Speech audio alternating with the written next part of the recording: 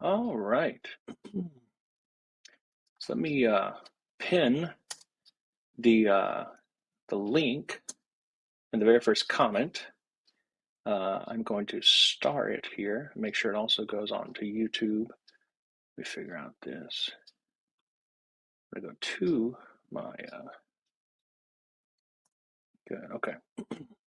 So that just want to make sure I pin that comment. Good. So now that's pinned. All right. So anybody who is watching this now, this is a call-in show. I've never done this before. It's pretty exciting. I've actually been planning on doing this for a long time, and hopefully I can continue it. The idea here is much the same as any other call-in show. It's not like you have to call in with your phone or anything, but you just click that link that's at the very top of the chat window. So if you don't have the chat window, go ahead and open it up. And so the idea here is, as I say in the description, let me pull this down. Yeah, so I think, I've been answering a bunch of comments and stuff, and it can be very, very time consuming.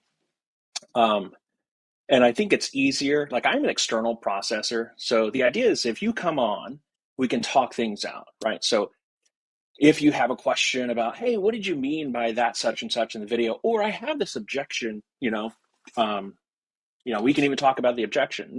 So the idea is not for it to be a debate. That's the last thing I want to do. I mean, we can talk about objections and counter objections and so on. That's fine. But I like the idea of this just being a really peaceful, civil, engaging, cooperative, collaborative discussion. Like, we don't have enough of those. So there are a few people that I think if they may be a little shy, and that's totally fine as well. So if you do click that link, your face will appear. I think if you give it permissions for video permissions and so on. So it looks like we have our first. All right, so I'm going to add you. We'll see how this goes. This is your very first ever guest. Let's pull you in here. Hello. And all right, I can hear you. So okay, go ahead. That's good. I've been commenting as Eva Spark, so you might recognise me from that. Okay, yeah. Yes, yeah. I have prepared a document. Would that be all right if I shared it? I think. Yes, please. Possible? Yes, please go ahead. Yeah, nice to finally meet you, by the way. Yeah, nice to meet you too. I can share screen. Yes, you should have the share screen capabilities. Okay.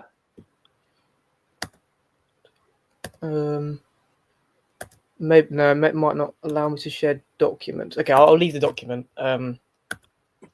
But yes, there's if you have a link to it, say if it's in Dropbox or something, or Google Drive, you might be able to share. I only have it as a file, unfortunately. Okay. Yeah, I was saying that you could just drop it into the link into the comment. Yeah, I don't think that would work. Okay, no worries. But yeah, I think there's a few things we disagree with, but there's also a few things we agree with, which is good. I guess the main things would be, I don't know. So with the uncaused cause, I guess there's a few things there. Personally, I'm sort of in favour of the what caused God objection. And there's a sort of reason for that. So what would be your thoughts on that sort of line of reasoning, the what caused God objection? Yeah, so I think that this is it's a very natural objection for an atheist to sort of start here, right? So the idea here is you get this line, this potentially infinite line of causes, if you really wanted to simplify, like a line of dominoes or something, but something that like moves another thing, something that causes another thing, or what have you. And so the arguments from causation and from movement, of course, just to jog everyone's memory, you probably already know this. The idea is that you would eventually arrive at an uncaused cause. Now, so, and of course the argument goes, well, this is God. The atheist then has every right to, is very natural to say, well, what caused God? Like, if everything has a cause. The Christian and the theist will just say, look, no, nothing caused God. So it is an uncaused cause, just like you said. Now, the thing is, the reason why I think this is a natural objection, but I also think it's, at the end of the day, not a very good objection. And Yeah. it's understandable why you'd begin with it, why you'd naturally go there first. But because if you say, okay, what caused God? Well, you're going to move the series back another one, like cause minus one, cause minus one, cause minus one, and so on. And the idea is that eventually you're going to have to, according to the argument, arrive at something that was uncaused. And so Christians will just say, well, that thing, the uncaused cause, is the thing we mean by God. We don't worry about any of these like cause, uncaused cause plus 300 that might be God. We're worried about the thing that's the uncaused cause. We identify that as God. So that's the breakdown. But I assume you have more here to say. Yeah. So I think I view it more in terms of contingency arguments. If you accepted the PSR, you would have some sort of explanation for God, right? And I presume you'd ground that in God's nature. So I guess the issue I have is that there was Alex Proust, right? He was your lecturer, something like that. Yeah, he was one of my professors. Not an actual dissertation advisor, but he was one of my professors. Yeah. Genius guy. Yeah.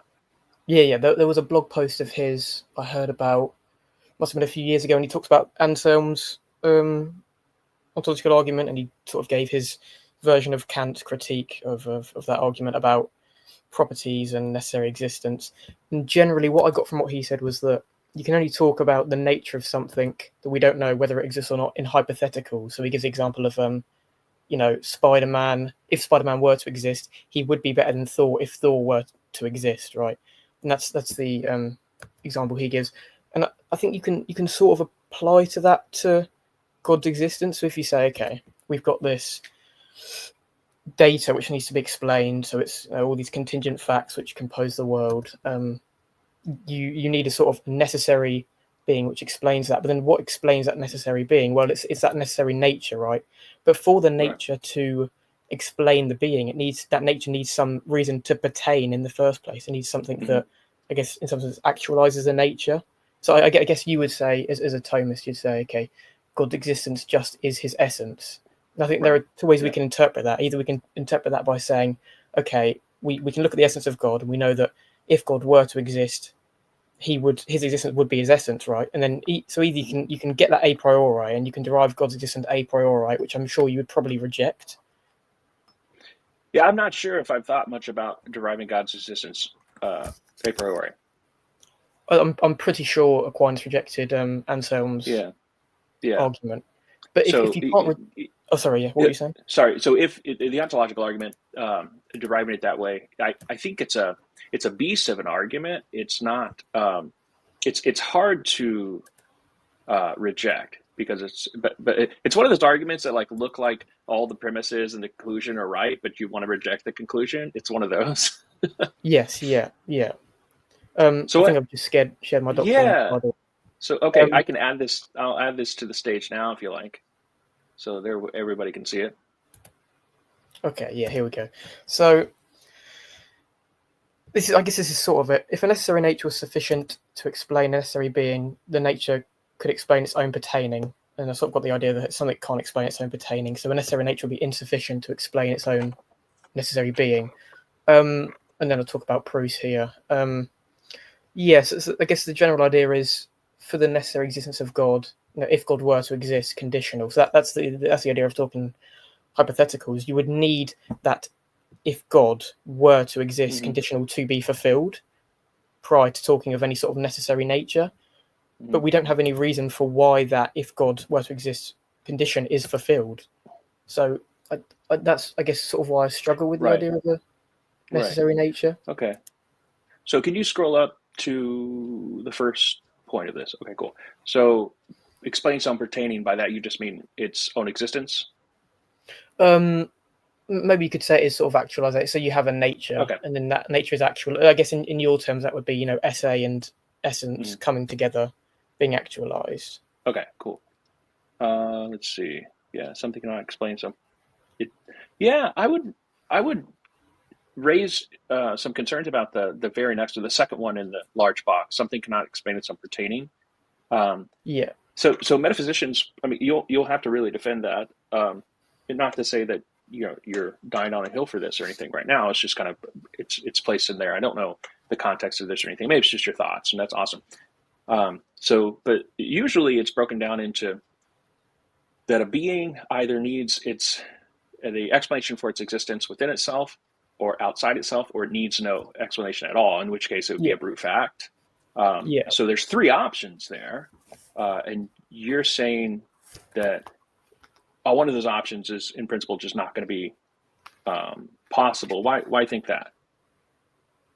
Well, I think that it can't ground itself in its own sort of nature. Yeah. Well, I guess that's the very idea I'm attacking, right? So you've got this nature, and this nature grounds this thing's being. Well, I'm asking, okay, why is it that nature pertains in the first place to ground its being? Yeah, I mean, here's one of the parts that, I'm not sure, actually. I would have to look more into this. And something cannot explain its own existence or pertaining. Yeah, that seems, it may be one of those things where you're just like, you have an intuition and the other person just doesn't share the intuition, right? Because like, how would you demonstrate this, that a thing can explain its own existence? I mean, we could think of examples. That'd be one way to go, Sorry, yeah. I don't know, necessary objects or something like that seem to not have their existence from without, but they might have their. I mean, maybe. But if you're a theist, you would admit that they have to have their existence from without, because the account for the existence would be God. So when I'm talking about something, sorry, yeah, what were you saying? Go ahead. Well, when I was talking about the existence of like something explaining its own pertaining, I was talking about the nature itself. So the actual nature itself isn't. So the nature, I guess you call it a concept in some sense. The concept has within it the idea of necessary existence. So if that essence were to exist, it would exist necessarily, but we still haven't answered why that nature exists in the first place, such that it exists necessarily. And I wrote down here, there's another way of sort of formulating it, and that's in modal terms.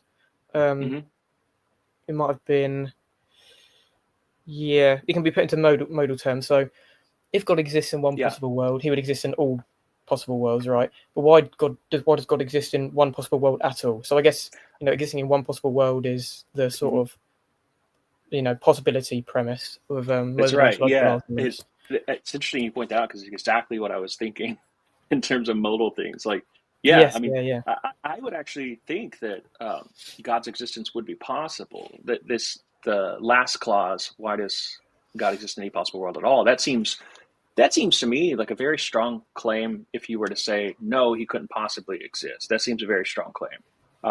And one that I just don't find plausible. And the idea that, like, do you think it's possible that God exists? Yeah, I think it's possible. I mean, you might have some concerns, some objections to this, say like the problem of evil. There have been people that attacked it on these grounds. And so, omnipotent and omniscient and an omnibenevolent God wouldn't be able to exist. It's not possible for that God to exist. But even in that case, I think that this is just one way to attack that. But even in that case, I don't think that that's the logical problem of evil. I don't know if you're aware of this, but it's all but been solved, considered by many philosophers of religion to have been solved. But there is the existential problem of evil that's much more potent. Evidential, I think it is, isn't it? Yeah. So with respect to this last clause, then I just don't feel the forcefulness of that intuition that, well, it's just not possible that any God would exist. I think that, I can understand like why a squared circle can't exist, or four-sided triangle. Like that seems to defy reason.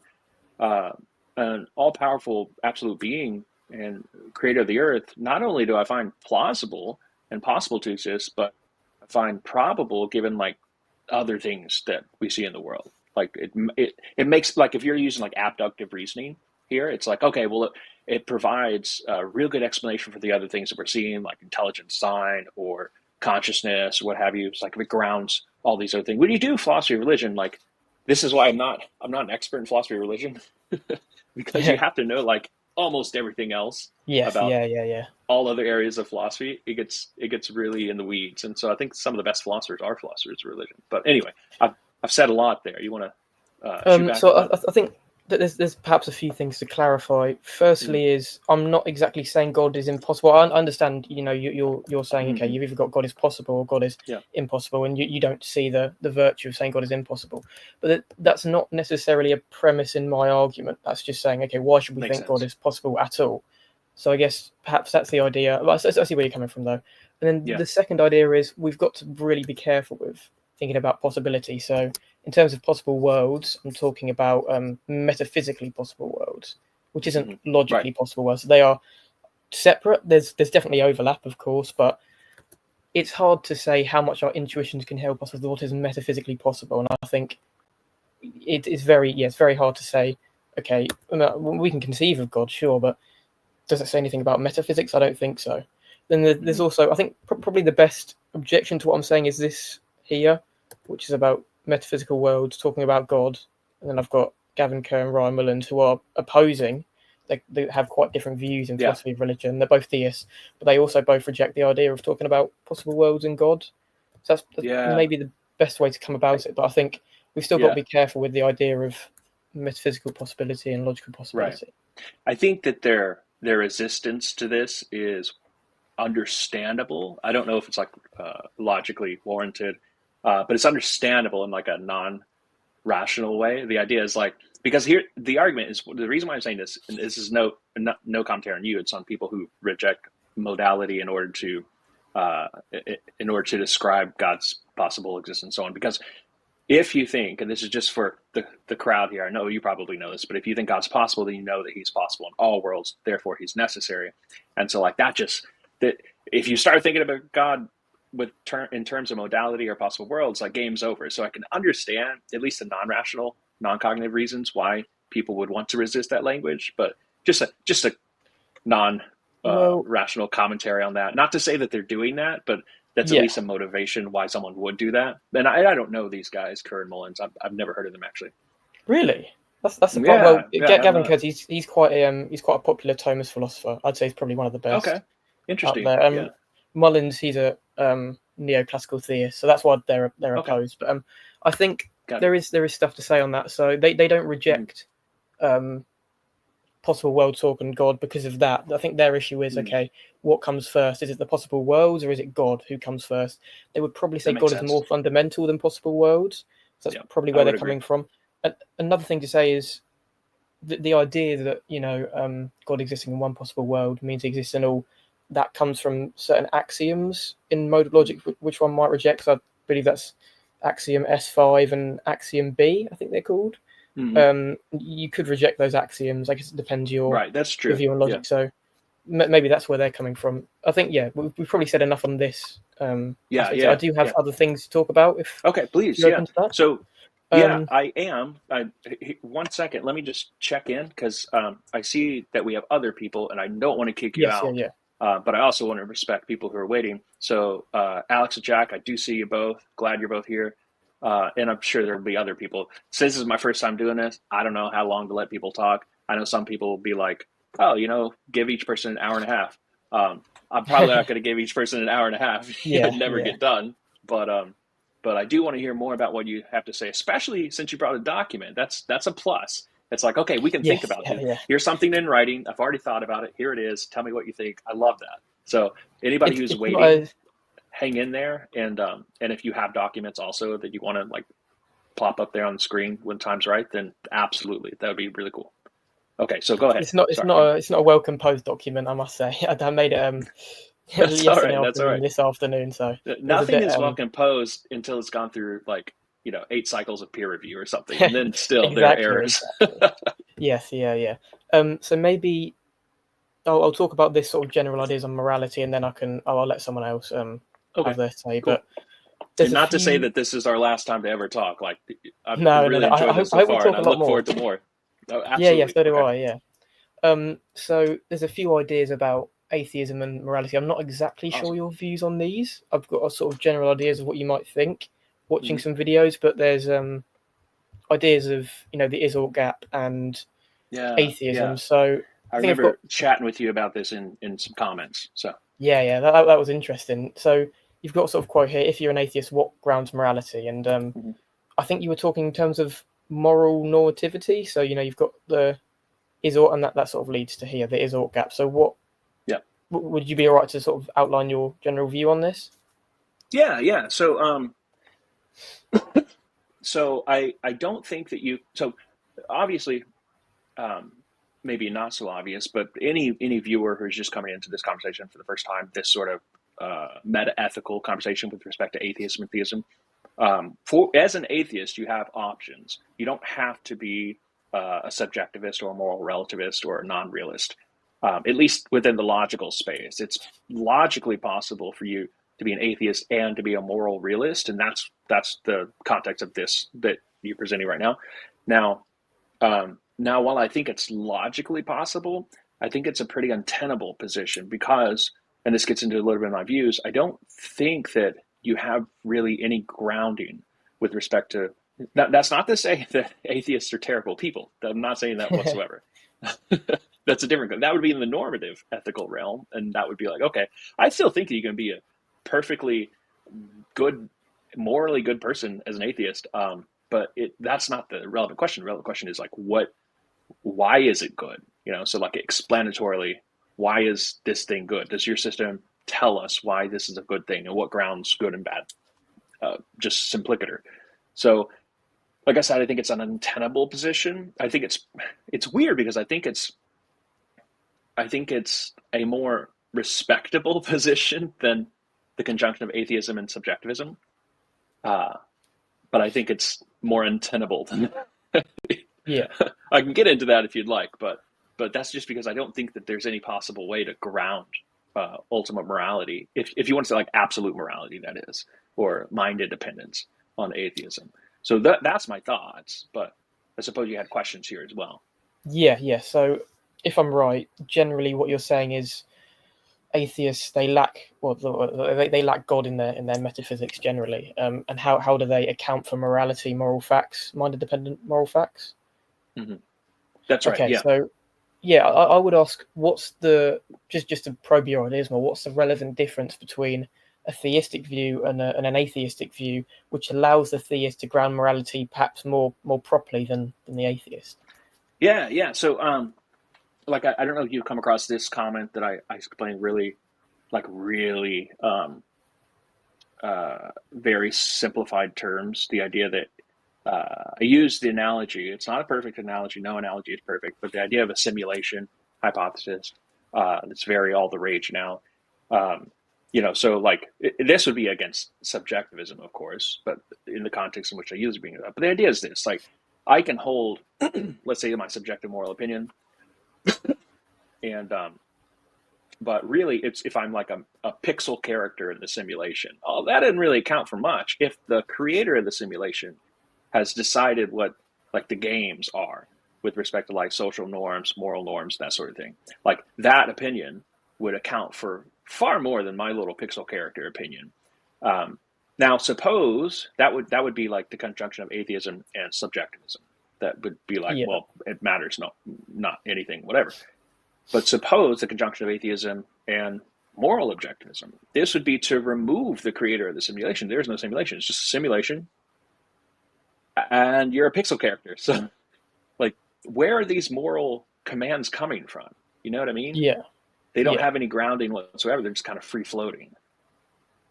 Okay, that's interesting. So, I think perhaps the word, I can't remember the exact word you use again, but it's prescriptions, did you say? Or moral demands or moral... Well, I said moral commands, yeah. Moral command, okay. Or moral law, moral principles, whatever have you. Yeah, moral law, code, okay. So, yeah, so I might take a generally utilitarian sort of viewpoint. And I could say, okay, goodness is grounded in pleasure, and badness is grounded in pain, and maybe you'd say morality is grounded in utility, right? That'd be the general view. Would you be asking then, okay, why ought you promote utility? Would that be your view? Okay, this is quite interesting. Yeah, absolutely. So let me comes down. Yeah, sorry, yeah. With respect to utility, if you don't mind my interjection here, with respect to utility, I think it has some problems. So we could continue after I note these problems real quick, but I think most importantly, you don't get things like justice. that turns out to be really important. So like, I'm not sure if you're familiar with like, obviously you're familiar with like the trolley problem cases, but there are like all sorts of cases that get out of these. And one is called the Room 306 case. Have you heard of this one? The idea that basically the idea that like a surgeon is deciding whether to let five people die. So that's the idea. If you look up Room 306, that's what's called in the literature. And like the idea here with utilitarianism is the scope of it is universal, and there's no preference. There's no preferentialism with respect to like who gets what. So all people are treated equally. And if you're the agent, your opinion doesn't matter. So when I talk about these cases in class, a lot of students will be like, well, we won't cut open the guy. We won't send the trolley down there. We won't push the fat man off the bridge unless we have his consent. And it's like, you don't have consent on utilitarianism. That's a moral principle. You do not have consent. You don't have things like justice. So imagine like the sheriff being brought, the town mob brings him some guy they want to lynch. Like, it may be of high utility for you to go ahead and just sacrifice this one to appease the greater good. You see what I mean? And appease, you make everybody happy and have more utility. And I think you lose justice on that as well. But anyway, that's just my interjection here. But you were going somewhere else with it. So I guess those ideas are coming from Mill's tyranny of the majority, right? But I think I have a lot of things to say about that coming from my perspective. But I'll leave that now. I'll focus more on meta-ethics here and the is-ought gap. So you say you can't derive an is from an ought. Okay, that's a human problem, right? That's what he presents. What I do wonder, and you don't have to answer it now. Maybe I'll go through more what I think. But why would a theistic view be able to, answer this question, bridge this gap, and an atheistic view could not? I guess that's generally my problem. And here's potentially a way I would solve it as an atheist. So, I mean, there's a few ideas here. Normativity could be an emergent property or fact, which could emerge from non-normative facts. I don't adhere to this. I'm not sure my views on emergentism. There's different ideas of emergentism, but it's at least possible, I think, conceptually. And then the idea here is, okay, if the is-ought problem is saying we can't derive normative conclusions from non-normative premises, why couldn't we just have fundamental normative premises? And that's the idea I take. So I think the idea of value entails normativity. It entails there are some oughts. So I mean, an easy example would be Kant. He has his categorical versus hypothetical imperatives. You would probably say with a hypothetical imperative, you want to get a good job, so you ought to study for your exams. You would probably say that's true. You'd probably say that's true, no matter your views on normativity or whatever. Why would that not also apply to categorical things? Why would we not say, okay, we have this sort of value, which is you want this? Why would and that entails you ought to do this? Why would that not apply to objectivity? And I do have an argument for why value sort of entails normativity. I'll let you give your thoughts first, and then I'll give my argument. So I like the I've a little insight here real quick. I like that you said, okay, would you scroll up just a little bit so I can see what I'm looking sure, at? You mind? Then you can come back to it. Just perfect. Okay, so you had said that, okay, I say you can't derive an is from ought. Sorry, I don't like to interject or interrupt, but then I forget what you had said. I think it was something like this, that you also seem to be in agreement that you can't derive an is from not, and that's why instead of starting off with non-normative claims about the world, you just start off with normative claims. Of course, not everything would be a normative claim, but just like the relevant ones, I suppose, that you're going to need to build a system of normativity. I find that interesting as an insight because I think that demonstrates that you see how difficult it is to derive a normative claim from a non-normative claim. That's just an interesting insight. Or is that not the motivation? Sort of. Well, I'm not rejecting that you can derive an is from an ought. I don't really have a view on that. My view is that you could just have what I'd call fundamental normativity. Sort of this. There's a guy called James Fodor that I've watched, and he gives you can bake normativity into reality. That's how he phrased it.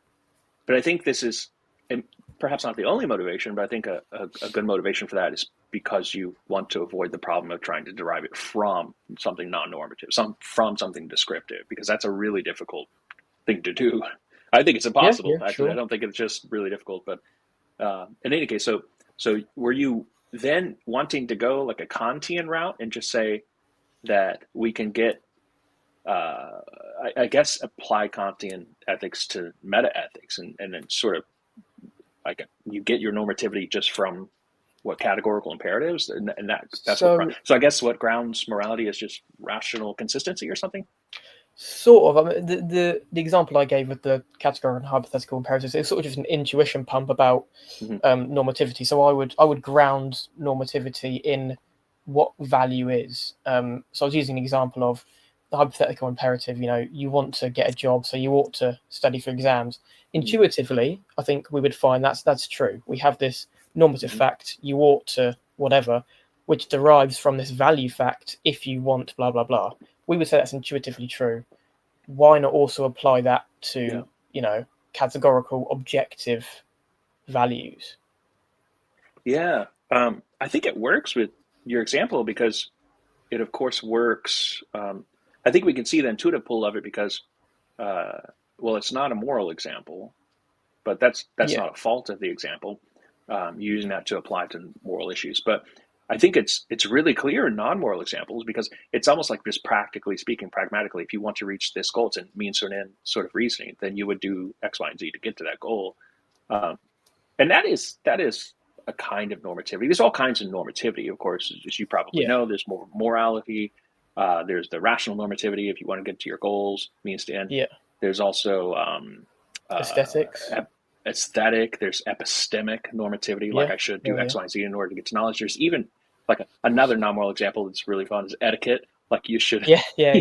I hear your accent, so you probably know exactly how to do your tea.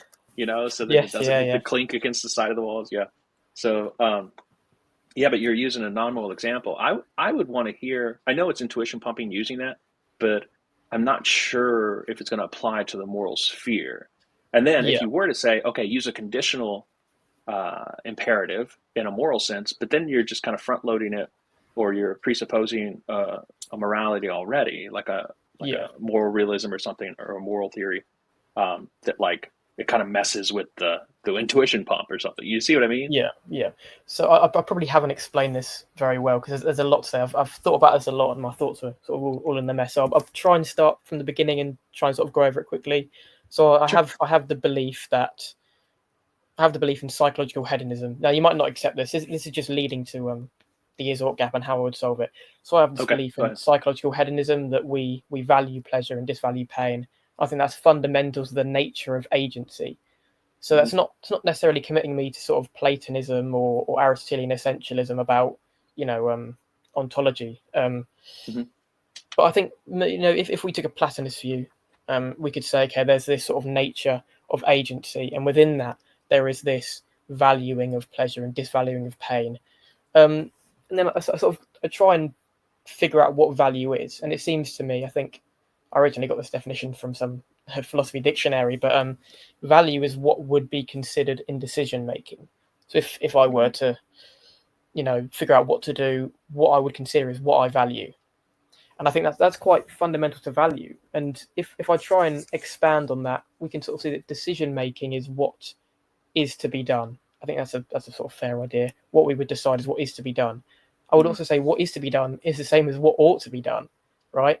So we have this sort of idea of what is to be considered in decision making is also what ought to be done. And that's sort of how I would bridge the is-ought gap. So, I would say, okay, you have this essence or nature of agency, which is objective, by the way. Natures are objective.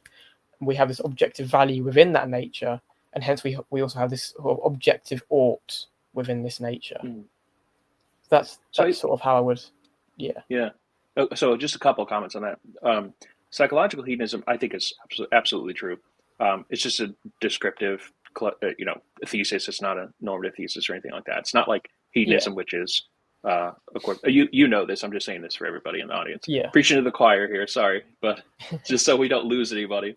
But hedonism is a moral theory that'd be completely different, of course. So psychological hedonism. I think even a Thomist like me buys into psychological hedonism. And I think even an Aristotelian could buy into it. Yeah, because Aquinas follows Aristotle a lot of things, and Aristotle begins Nicomachean Ethics. I can't remember. I think it's book 1 or book 2, which he talks about it is book 2, where he talks about the importance of pleasure and pain with respect to like building virtue. So, so now that's just a passing observation, but also, what was the other thing you said? Oh, when you were saying what is to be done versus what ought to be done, it seems to me, just to my ears, and I think it's true. It's not just a seeming. That gets into another phenomenal conservatism view. But anyway, it seems to me, and I think it's true, that the implicature behind what is to be done is already normative. Is that right? Like it's not just because what is to be done is, and if you mean it only descriptively, you would have to like know the future, or you would have to be deterministic about things that are to be done. And if you're neither of those, if that's not the kind of claim you're making, then what is to be done, it's like an implied normative. Yeah, exactly. See what I mean? Yeah. So I don't mean it as in predicting the future. Yeah. I mean it as in, this what would be considered in decision making is what is to be done. That's what decision making is, right? Maybe it's more about decision making than about value, but because I think value is grounded, and I would say value has this sort of necessary link to normativity. Yeah. What is? So were you attempting there to then use that what is to be done as the is that you derive your ought from? Not necessarily. I think that's probably a bit of like semantic wordplay there from me, but I just mean that what is to be done is the same as what ought to be done. It's not necessarily in relation I see them to, as interchangeable myself. Yeah. Okay, well, I think that's a good stopping point, and it's been a real pleasure, and I will definitely have to have you back on. I really appreciate it. Well, thank you very much. Thank you. Yeah, absolutely. Come back sometime. All right, so that was super duper fun. So I'm going to bring on our next person. I'm just going to do this in the order in which they appear. I think I saw Jack come in first, and Jack. I see you're very active in the chat. I really appreciate that. But since I'm going to bring you on next, get ready, gather your thoughts. This is a good time to say that, just like I say, I hope you guys are playing nice in the chat, by the way. This is just because we're not debating and being angry and mad on stage and so on. Doesn't mean that the crowd needs to, light up the whole place and burn everything. Just be civil towards one another. I hope. I mean, I'm not reading the chat closely, but just a reminder. And it's another reminder that, as I said, this is just for discussion. So if you want to talk through an idea, bring you on, talk through that idea and so on. And we may not get to a resolution, So, and I will note, like I note in the description of this video, I am an expert just in a very, very tiny area of philosophy. That's the case when you get a doctorate. You get this really tiny specialized area that you're an expert in, like only a few people in the world do. And that's not my specialization, what we were just discussing. Of course, being generally educated, having done coursework and so on, I can have discussions about these. And I may be learning from you guys who are more specialized in these areas than I am. So if we get to a point where, hey, I don't know something, I'll just straight up tell you I don't know something. So, all right. So I'm going to bring on Jack. And can you... all right. We can hear you, Jack, I believe. Hey, how you doing? Hey, good. Nice to meet you. Nice to meet you too. Yeah, I was listening to the last caller, and I have to say, a lot of it went over my head. So that's totally fine. A lot of it went over my head. I'm going to be a little bit of an easier person to talk to. Good. No offense We'd to the all other need guy. a break, He's just probably. really smart. Yeah. Well, I guess I wanted to talk about free will. I did look you up, and I saw that you do stuff with like depression and therapy and philosophy, right? Okay.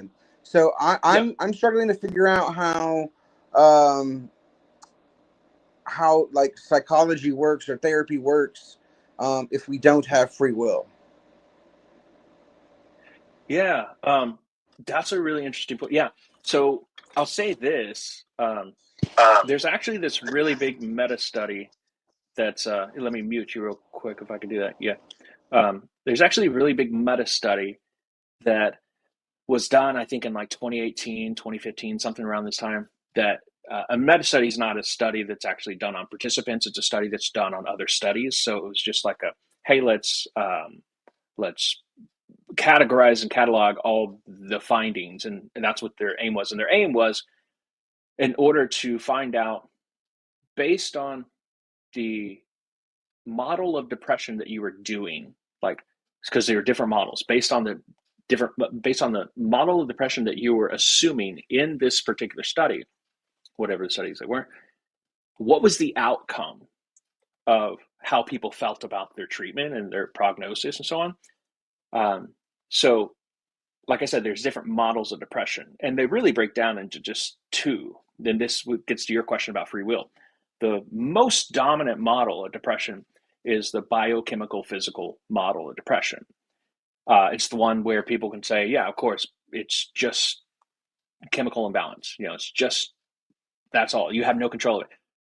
The other major division would be like, you have a little bit of control of it. These would be like, so the first category would be biochemical physical. The second category would include models like psychological model, the social models of depression, religious, spiritual models of depression. Excuse me. And so on those models, you tend to see more what's called agential freedom.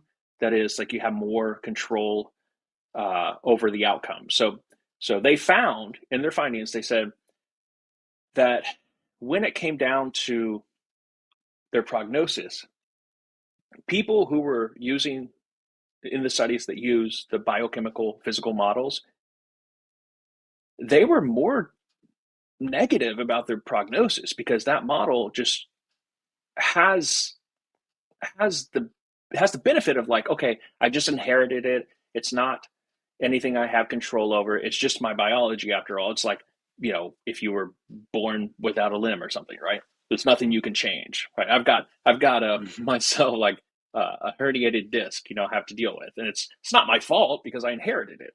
So if depression is like that, you get the benefit of it not being your fault. You're not culpable for it, but the disadvantage is that you can't change it either. It's not. Yeah. Sorry, you unmuted yourself. Go ahead. Yeah, I have a question. Yeah. I'm sorry to interrupt, but yeah, please go ahead. So I'm curious, like, what's your view on free will? Because I'm more of the mindset like free will doesn't exist. So I'm not sure like how one could even like have control over their own thoughts. It seems like the thoughts happen before I could think them. Like if if I had free will, then I would, like, wouldn't I need to know what thoughts I'm going to think next before I think them? No, not necessarily. Not necessarily. So my view of free will is that I'm a libertarian, but I'm not a radical libertarian.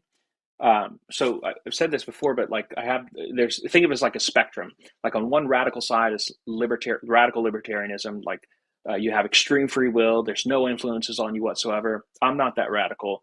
The other side would be extreme radical hard determinism, and where you have no control over your choices whatsoever. It's just you're part of the physical chain of cause and events. I'm somewhere in between, and I'm a lot closer to libertarianism. I think that you do have free will, but I also think that certain things influence you, like your own habits. So I've got ADHD, and I can't really think well a lot of times. I build up habits that make me a better thinker or worse thinker. So how can we, like, influence our brain to do something? Like, if our thoughts originate in the brain, like, how can like I don't understand the mechanism for like how this like immaterial mind like can tell like the physical brain what to do or how to think. You know what I mean? Yeah. So I think you're describing there the problem of interactionism.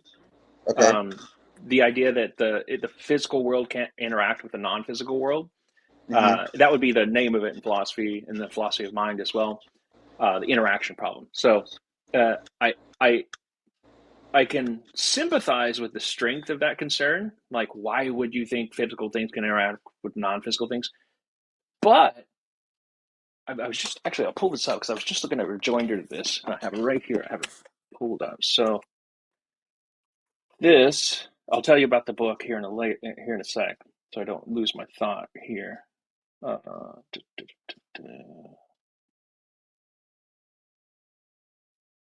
Okay. So it also gets in terms of like causal closure. That's a term that's used in philosophy of mind, which means that the physical world is closed and that only physical things happen, chain of cause and events, all that happens in the physical world. Why would you need something that's external to the physical world to interact? You just couldn't possibly interact. And there's an idea here that the causal, so there's a weak version and a strong version. The strong version says that a physical event is the weak version says the physical event is necessary for the non-physical event. So the physical event of like my neurons firing is necessary for the non-physical event of my thoughts, my ideas. That strong version says that the physical event is sufficient for the causation of the non-physical event. And so I don't. So this book is saying, well, look, the weak causal closure principle is a lot more plausible than the strong closure. Just to repeat them again, the weak causal closure principle is the idea that something would be necessary. Like, so it's fine if you want to say that ideas depend on my neurons. That's cool. There's no problem with that.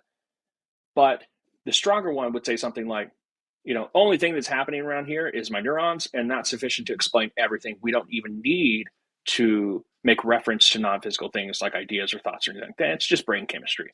And that one is a much less plausible thesis to hold, according to this book. So what book is that? And can you just explain why that's less plausible? Because I'm struggling there. Yeah. This is The Waning of Materialism. And it's actually a collection. It's a volume of papers by, I've mentioned this in a few of my comments, by 23 philosophers. Oxford University Press, I think, came out in 2010, 2012. They all express this dissatisfaction or rejection of materialism, this idea that we're just matter. And so if you have materialism, a very strong materialism, you're not going to get things like free will. So can I ask, like, what is it that's driving the hard determinism with respect to free will? Why, in other words, why do you think you don't have free will? Is there something like a prior no, I mean, I just don't see how. I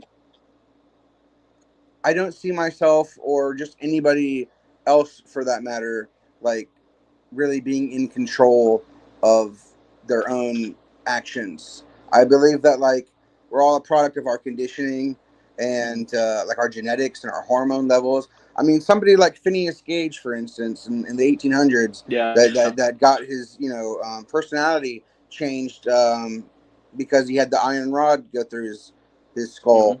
Mm-hmm. Like something like that goes to show me, like, wow, a personality, something that you would consider to be like in your own dominion, like in your own control, can actually has nothing to do with like your own control. It's just, I guess, a result of like how the brain has like organized itself, or like whatever kind of conditioning or environment that you're in, or even hormone levels. I mean, we see like with Ozempic and Mounjaro and these other like GLP drugs right now, that people's impulsivity are going down. Like people that were like once addicted to like gambling or alcohol, like or have taken these drugs for other reasons, maybe to lose weight or maybe for diabetes, and now that they found that has an effect on their impulsiveness when it comes to other areas of life. Now I used Mounjaro myself, and I noticed the effect that it had on me, and I recognized that I don't think that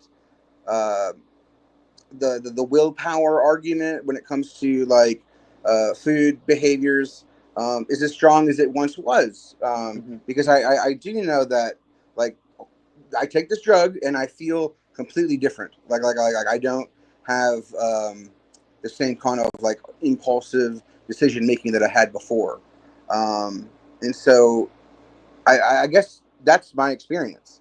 And So maybe I'm wrong about it, but that's where I'm yeah. at. So I appreciate that. So that's a helpful explanation. But I think all those things you said are consistent if you have free will.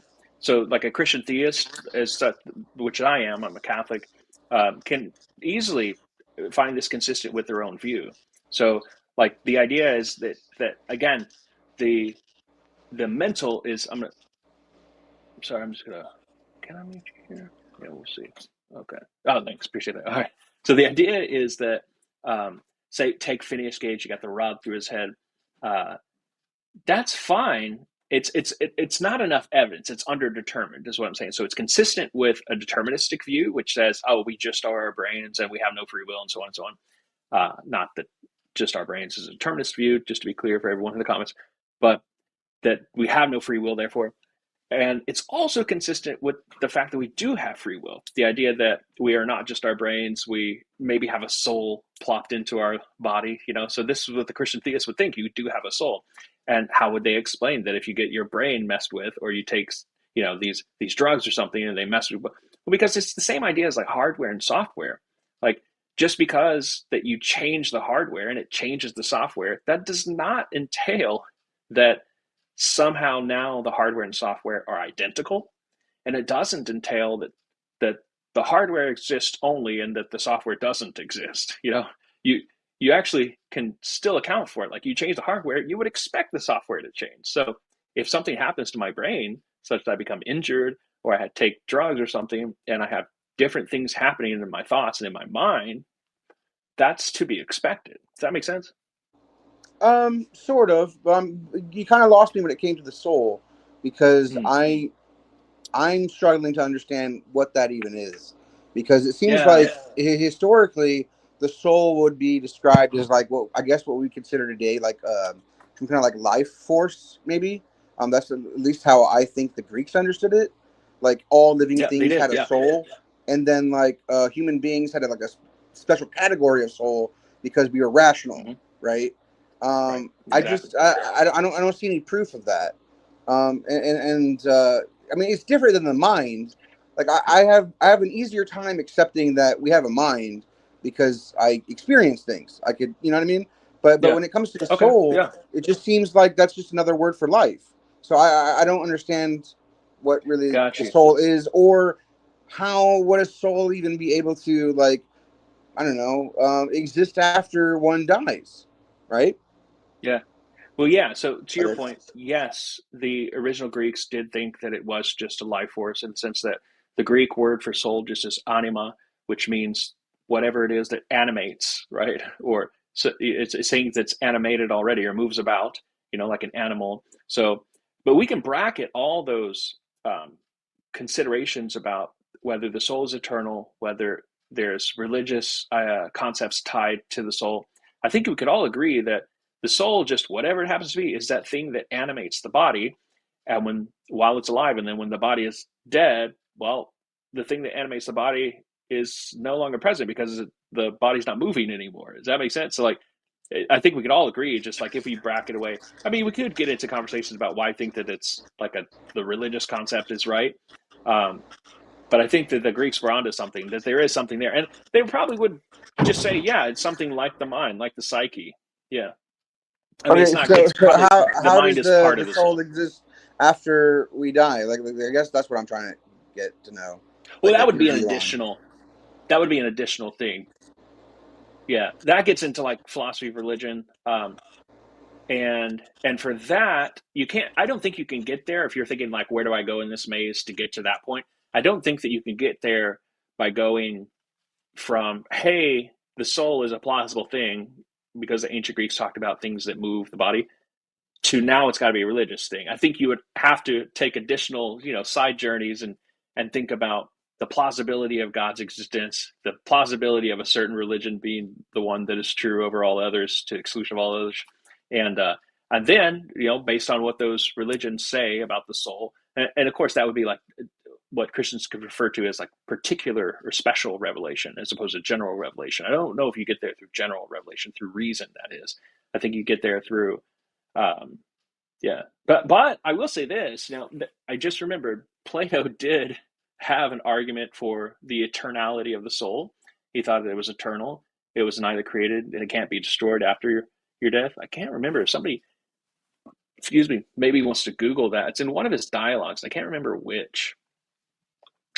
If so, you can just plop it in the comments. I think it might have been in the Phaedo. Yeah, see, here's the thing is that I like would like to believe this. Like very much so. I used to be a Catholic myself. I no longer like really believe in anything. I don't really believe in a soul or the afterlife or anything supernatural. To be honest, I just think like this stuff is kind of wishful thinking, or just like our way of coming to grips with the fact that we're all going to die, you know, and or how we can grieve and you know, wish that we see our loved ones again. And I'm not trying to like diminish somebody's experience by like I'm not poking fun of that at all, like because I used to believe it, you know. But I just don't find any like hard evidence for like the I do want to believe like but I just have no evidence for the existence of anything immaterial. I mean, other than I guess just my own experiences. Yeah. So there's a lot you said there. So yeah, first of all, I appreciate the attitude with respect to it. It's like, this is one thing that I use to check a person's motivation and like why they're thinking about these things to begin with, is that the idea of like, if it were true, let's just suppose it's true, would you want it to be true? And you seem to say, yeah, I think that's a good attitude to have with respect to it. Not to say that I wish and I hope, and not to say that's wishful thinking or something, but like, if something is true, I want to know the truth. Like that reveals a lot about my attitude. Like it would be weird if I said, if it were true, I would not want it to be true. That's a weird position to take. So I think that many people do take that. I'm glad you don't, because it reveals something deeper. It's like I reject this on this and this. Like it seems something emotional more than like a desire to know what's true. If something's true, I want to know if it's true. Yeah, and then you said something else about the material there. Just get back to that conversation. I think we do have evidence for the immaterial, just the immaterial, not the supernatural. That would be a thing that is immaterial, but there are immaterial things that aren't supernatural. And I think like numbers, mathematical objects, abstract objects like propositions, anything the idea of evil, morality, the idea of the soul, if you think about that, or even this thing you call the life force, consciousness, so on and so on. These are all things that, you know, many people have said that one thing here or there are material, but it's really hard to explain how each thing is material. Like numbers, for example, why are they material? But I mean, like, didn't we they don't just seem to be made of create matter. numbers in the same way that we created language? I mean, no. Numbers, so we might have created language, but we did not create, say, the logic behind language.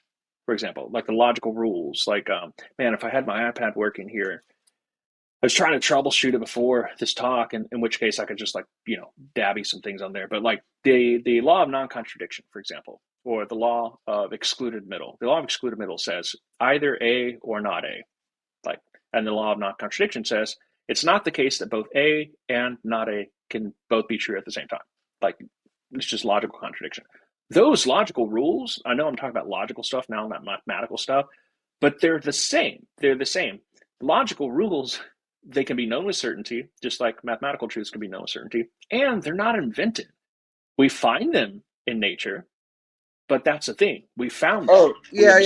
I wasn't saying that we invented like logic itself. I'm saying that like numbers, don't they just represent like, now the symbols for numbers we did invent, you know, like Roman numerals, Arabic numerals. Yeah, we invented those symbols, but we didn't invent the actual.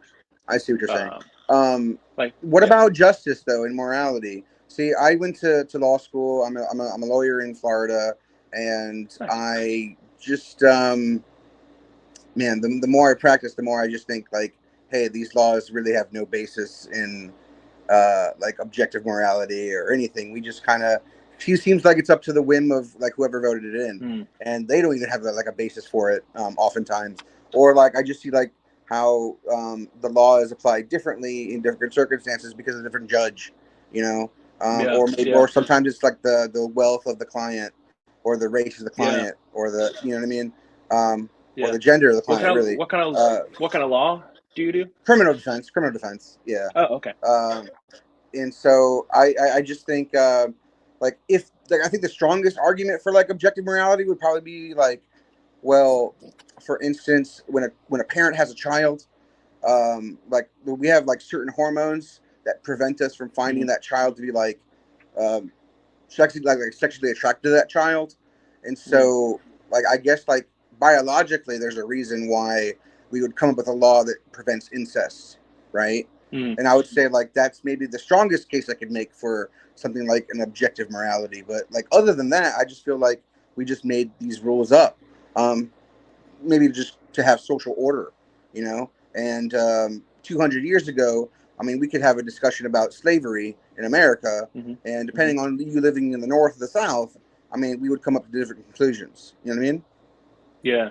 So let me see this hot take here. I don't think that if you don't believe, look, I think you have a hard time if you want to say that morals are constructed.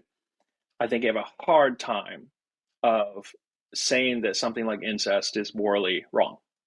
Like that's my hot take. Like take did you know right now in Utah it's legal to marry your first cousin if you're both over the age of 65 and you can't procreate. So like the idea here is like because laws are interesting. Like if you want to learn more about laws, especially from a philosophical perspective, I'd highly recommend. It's hard to read, but highly recommend Aquinas' treatise on law. It takes it from a Summa Theologiae, right? But I'm familiar with Aquinas. Like I said, used to be Catholic, and I haven't read that in particular, but I read some of that stuff blew Aquinas. my mind. I wasn't even into law or political philosophy whatsoever. I was like, nah, I don't care for this. And now I teach it in every class that I can possibly teach it in because it's so fascinating. Sorry. Yeah. So to get back to the incest example, so I think that laws get made for the primary purpose of not harming another person. I think that if you take away that condition of, hey, at least I'm not going to harm this person, like that's what they did in the case of the Utah law. They said, okay, we will remove the one thing, the condition, the one thing that usually causes harm, and that's procreation. So if we remove that, but if you remove that, what recourse do you have to say that incest is wrong? And I don't know where he went, but we'll get another caller here and soon. But he suggested that maybe it's through hormones and so on. But what if I'm attracted to those hormones? What if, disgust is a sometimes good indicator of what's morally good and what's morally bad, but people have fetishes, What if they're like, no, I like disgust, What if, and it's not a reliable indicator. Say if you're pro LGBT and you will say, well, people are disgusted by this LGBT stuff, but that doesn't mean that it's morally bad, So disgust is not always a reliable indicator. There have been some people who've written, even a colleague of mine called Sabrina Little, who has written on this topic. But anyway, if you wanted to strengthen and extend that example of the cousins in Utah marrying, let's keep the condition of not procreating. So let's suppose we made it even stronger. We said, take a brother and sister, right? And make sure that they're both fixed. They're in their 20s. They could have children, but we're going to make it such that they won't have children, right? Maybe just use, prophylactic every time so that you don't. That, you have a really hard time with saying why that's morally wrong because they're not hurting anybody. So yeah. All right. So let's get, I'm doing these in the order they were taken. I see Alex next. and there are a few people waiting. Locke was in there as well, and I don't know who came in next, Wesley or Danny. We'll bring in Alex here, and I have you on stage. So join when you like, and then yeah. So what you want to talk about? Hello, can you hear me all right? Yes. Oh, great. Yeah. So I'm from, I've been to quite different denominations when I was a Christian. So I've been like, Presbyterian and COV sort of thing. And all of them seem to have very different views from one another. And it just seems like whichever view you sort of want,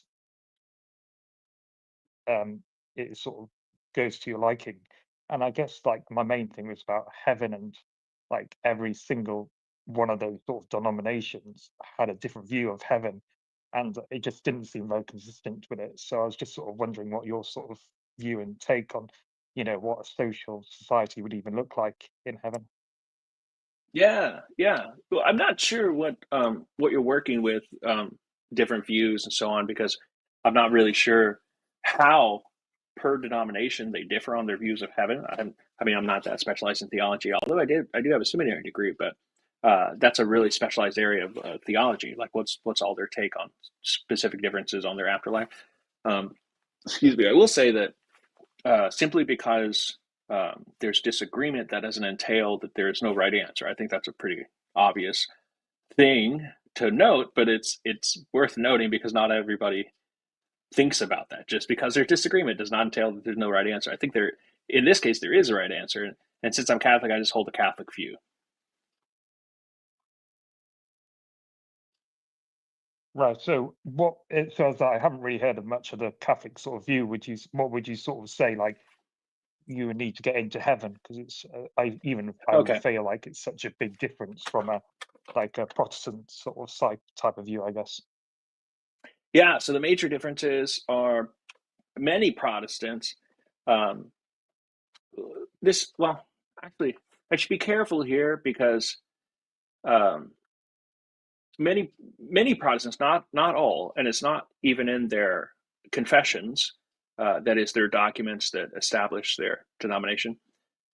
In their official confessions of faith, they will acknowledge things like, well, you have to not only be saved by faith, but you also have to do good works. That's actually the Catholic view as well, but that requires nuance. All right, so it's not just the case that you're doing all this stuff and then you get yourself into heaven based on your own good works. That's not the idea. The idea is that when you are doing these good things, you are becoming a certain kind of person, such that you can now stand in the presence of absolute holiness. So that's the idea, and then it's not your doing it alone, but it's the work of God, the work of the Holy Spirit, transforming you. You're each of us is ugly and sinful, so you're not going to get yourself into heaven by trying to do those works on your own. But even like things like baptism and going to confession, taking the Eucharist, as a Catholic, those things are works not just of yourself, but they're in cooperation with God's grace. So I don't know if that helps to solve anything, but that's a major difference there. The idea that Catholics do believe not just so Catholics are going to reject the very popular nowadays tagline from Protestants. Many Protestants will say just sola fides, faith alone can get you into heaven. And so Catholics reject that. It's not just faith alone. Even the Bible talks about this in the book of James. It's like, your works don't save you. You're being transformed by your works. Sorry, do you want to Do you feel like you'd have piggyback on that? Yeah, sorry. So would you say like you would have a special place in heaven, for instance, because you sort of followed all these special rules, and like all these other people, who just have a relationship with Jesus and God, for instance, are just going to be one step lower or something like that? Oh no, I don't know about the hierarchy of heaven once you get there. I don't. I don't recall anything like that in the Bible. I know there's a hierarchy of angels, so perhaps there is, and people do like to talk in jest about, my mansion, is it going to be big or small, that sort of thing. So it's possible that there are different hierarchies, different levels, and different, and so on. But I haven't given it much thought, and I really haven't looked into it. And I've never heard people talking about like, well, the ones who do the good things are going to be. There is the difference in Catholic theology with respect to purgatory. Now, this is what a lot of people get wrong with Catholicism. They think that purgatory is just in between place, like in Dante's Inferno or Purgatorio. He was the one that really popularized it in the popular mind. And I think we're still stuck with that idea, the idea that it's this completely separate place from heaven. Actually, the official teaching of Catholicism is that purgatory is like the atrium of heaven. You're already in heaven. And so if there's any separation, it is, heaven proper, and then there's the atrium, the opening to heaven, in which you're being purgated of the sinfulness and so on. But that would be the only one that comes to mind. Yeah.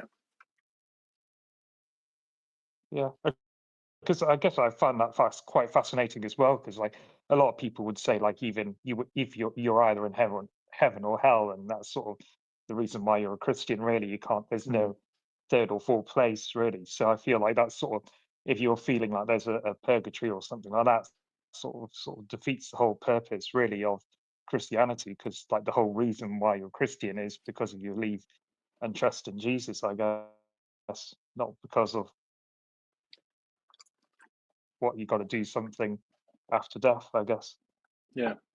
Well, I'll clarify by saying this, that the rationale for purgatory is the idea that, suppose, as Jesus does when he offers you salvation and you accept it, suppose that at that moment, as is true when this happens, suppose that you're forgiven of all sins. That's the idea, right? But you still have the marks of sin on you, right? You still are a kind of person. Like, this is what frustrates atheists, who really complain, about, a serial killer like Jeffrey Dahmer. He accepted Christ before he was executed. Like, that doesn't seem fair for somebody like him to like do the most horrible thing in the world and then get right into heaven. The idea of purgatory is the idea that you're still ugly and dirty, and you need to be purged of those sins. That's the idea. So, in fact, I have a book here. Here it is, right here. Oh. This is called Purgatory is for Real. And good news about the afterlife for those who aren't perfect yet. The thing I found most fascinating about it is it goes through not just the Catholic view, but it goes through other religious traditions, non-Christian traditions, non-Catholic Christian traditions, and then it gets into scriptural evidence for purgatory. So if you're interested in this, I'd find this book. I think it was only like $6 or something. Very cheap, very affordable. And it's really good to just have as a reference and be like, well, what did they think about this and this and this in purgatory? So, all right. So I appreciate you coming on. Let's jump over to the next person. I think, Danny, you were next. So I'm bringing you back here. Hope you're ready. And we'll give this about, I don't know what your questions are yet. We'll hear them. Whether it takes 10, 20 minutes, I'm not sure yet. But I'd like, just for, especially we got so many people in a row, let's at least, let's give you a good time, but I probably shouldn't stretch it out past 20 minutes. So if we go beyond, that's fine. Can you hear me? Is my microphone okay? I can, yeah. What do you want to talk about? Yeah, I wanted to, nice to meet you too. I wanted to clarify your hot take, and I'm not remembering correctly. I just remember your conclusion that it was something, therefore it's difficult to say that incest is morally wrong. Mm-hmm. What was that statement again? Because I took issue with it. Yeah. First of all, are you one of my commenters? Have I seen you before under a different screen name? Yeah. Well, it should be the same icon, the little cartoon thing. Yeah. Okay. Gotcha. Oh, got you. Okay. Yeah. I think it's familiar. That's why I asked. The claim I was making is that if you don't, it's just a moral subjectivity claim. Like, if it's just my opinion that incest is wrong, then I could have different opinions. So it was with respect to that. And also, if you remove the idea that it hurts other people, all you got to do is just modify incest such that it doesn't hurt anybody. And the biggest thing that people have a problem with incest the biggest number one reason they'll say it's morally wrong is because of the offspring, right? It's a harm towards the offspring, which is, it's very highly probable, and if done with full knowledge that you're going to likely have offspring like that, then you're morally culpable for it. So, but if you remove that constraint, then it's really hard to say why it is morally bad. So that was the gist of it. Mm-hmm. So on one hand, you're saying that it's difficult for people that are subjectivists to say that it's morally wrong, mm-hmm. and you're saying that's some feature of the metaethical view of mm-hmm. moral subjectivism, and then your elaboration seemed to be more about normative ethics, right? That's right. That if the secret ingredient to what makes something good or bad, right and wrong, is suffering or harm, then it's going to be mm-hmm. difficult to say that it's morally wrong. But I feel like these are two different issues. For sure, they are. Okay, all right, just making sure. And could you help me clarify? So if we're bracketing the kind of the normative, because I somewhat agree. I think that there are incestuous relationships that I agree with your latter point that if someone is all about harm and then they're going to be incestuous relationships that are not harmful. Can I interject here? Because since you're going to leave the normative, it's worth just noting other possibilities, not just harming others. There's three possibilities, at least that Aquinas gives and that C.S. Lewis, for example, gives. They say that you could harm others. That's one way that things could go wrong. You could harm yourself, and this is like a virtue ethics point of view. Like you're becoming the kind of person that sleeps with his sister. That's not good. And you're also harming God, in the sense of like undignifying yourself so that you're undignifying his creature, and you're maybe violating some commands and so on. So if you have a normative ethical theory that doesn't have access to those explanations, like virtue ethics has access to the second one, but if you don't have access to those number 2 and 3, then it's really hard to say why. Once you fix number 1, is like it's solved, you're not hurting anybody. Okay, so but it still seems okay. So there's like some common denominator of issue here. You're saying that on moral subjectivism, right? That's presumably, on your view, not a theistic. That's not a metaethical theory that involves God. And then if you take a normative theory that doesn't involve God, if you take God out of the picture, either way, there's going to be problems. Is what you were saying? I think so. Yeah, with respect to metaethics, yeah. But so let's take just the metaethical thing then. If we have time for the other one, we'll do the other one. Yeah. So I'm somewhat a subjectivist. Often when I make claims, I'm relativizing it to my attitudes or another person's attitudes or groups of attitudes that I may or may not be included. I feel like if I became a Christian, my view wouldn't change. So suppose I was interested in signing up for Catholicism. I'm assuming you're a Catholic, right? I am, yeah. I would still be some kind of subjectivist. I would just think that God would have attitudes about what I'm up to do, and then I would have an attitude about his attitude such that I'd be motivated, given my commitments to Catholicism, to do what he commands me to do or what he wants me to do. Gotcha. So would that seems to be a subjectivist view, and I don't see subjectivism as a barrier to being able to say, that incest is wrong. Gotcha. Yeah. So I thought you were going to go a different way with that, like that my claim that incest is wrong wouldn't change, and that could potentially provide a problem for but because I would just have the same moral claim. I don't think that just to get into what you were saying first, to deal with that, I don't think that would be a problem at all, because if you held the same moral view, that's fine. It's just you're changing your meta ethics. My meta ethics would be the same, or did I misunderstand you? I would, if I became a Catholic. So this is just to like look at the logical space here and just say, okay, at first I thought you were saying that my normative claim would remain the same. I still think excess is wrong, but I've just changed my meta ethical claim, and I'd be like, okay. But that's not what you were saying. You're correct. I'm just trying to get at it. Now I'm getting at it. You're saying that I could still be a subjectivist. Like I wouldn't change my metaethical view. The idea here is, and I hear this pretty frequently nowadays, that if you believe in objective morality and that God grounds that objective morality, you that is essentially subjectivism.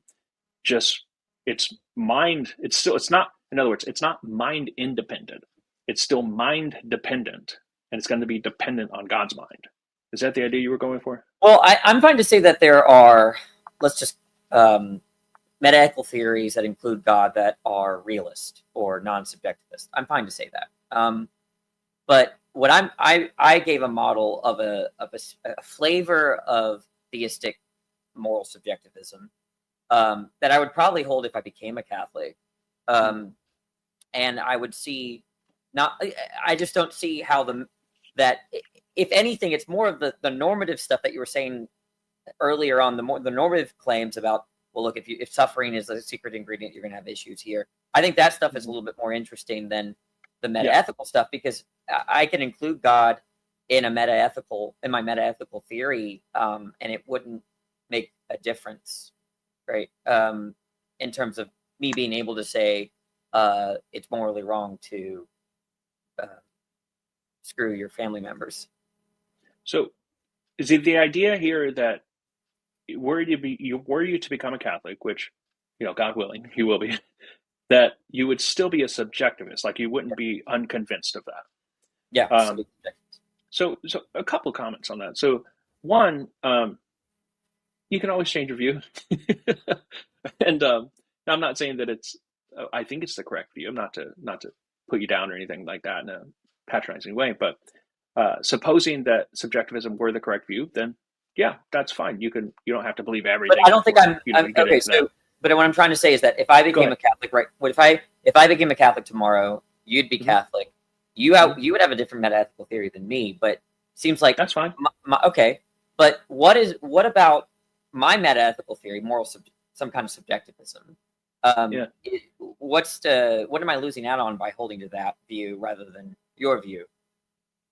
Well, in my view, I think that your view would be, you could hold to it, but your view would be false. Why would it be false? Because I think so it depends on what subjectivism is. So I've talked with Lance Independent about this, right? And so the idea of subjectivism, if you throw in a God there, and I've said this to him, and he's like, yeah, that makes sense. I don't know if you know Lance Bush. Yeah, he specializes in this area. He's a lot smarter than I am on it. He's going to say that, this is what I said to him, and he was in agreement, is that if you add a deity in there, it has the forcefulness that other views of subjectivism don't have. The idea that, like, if I just hold an opinion, like, it's just my opinion, it's just my subjective opinion. I can't force that upon anybody. It's not enforceable.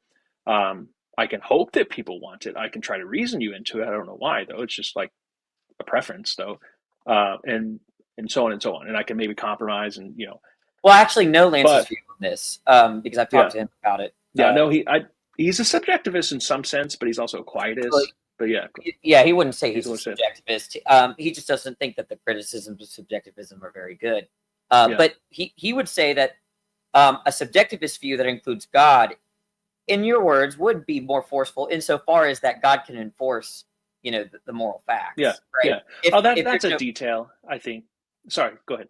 Yeah, but that's not taking away or adding to the kind of the most general sense of moral subjectivism, right? And it seems like you're just going to have but I want to rewind.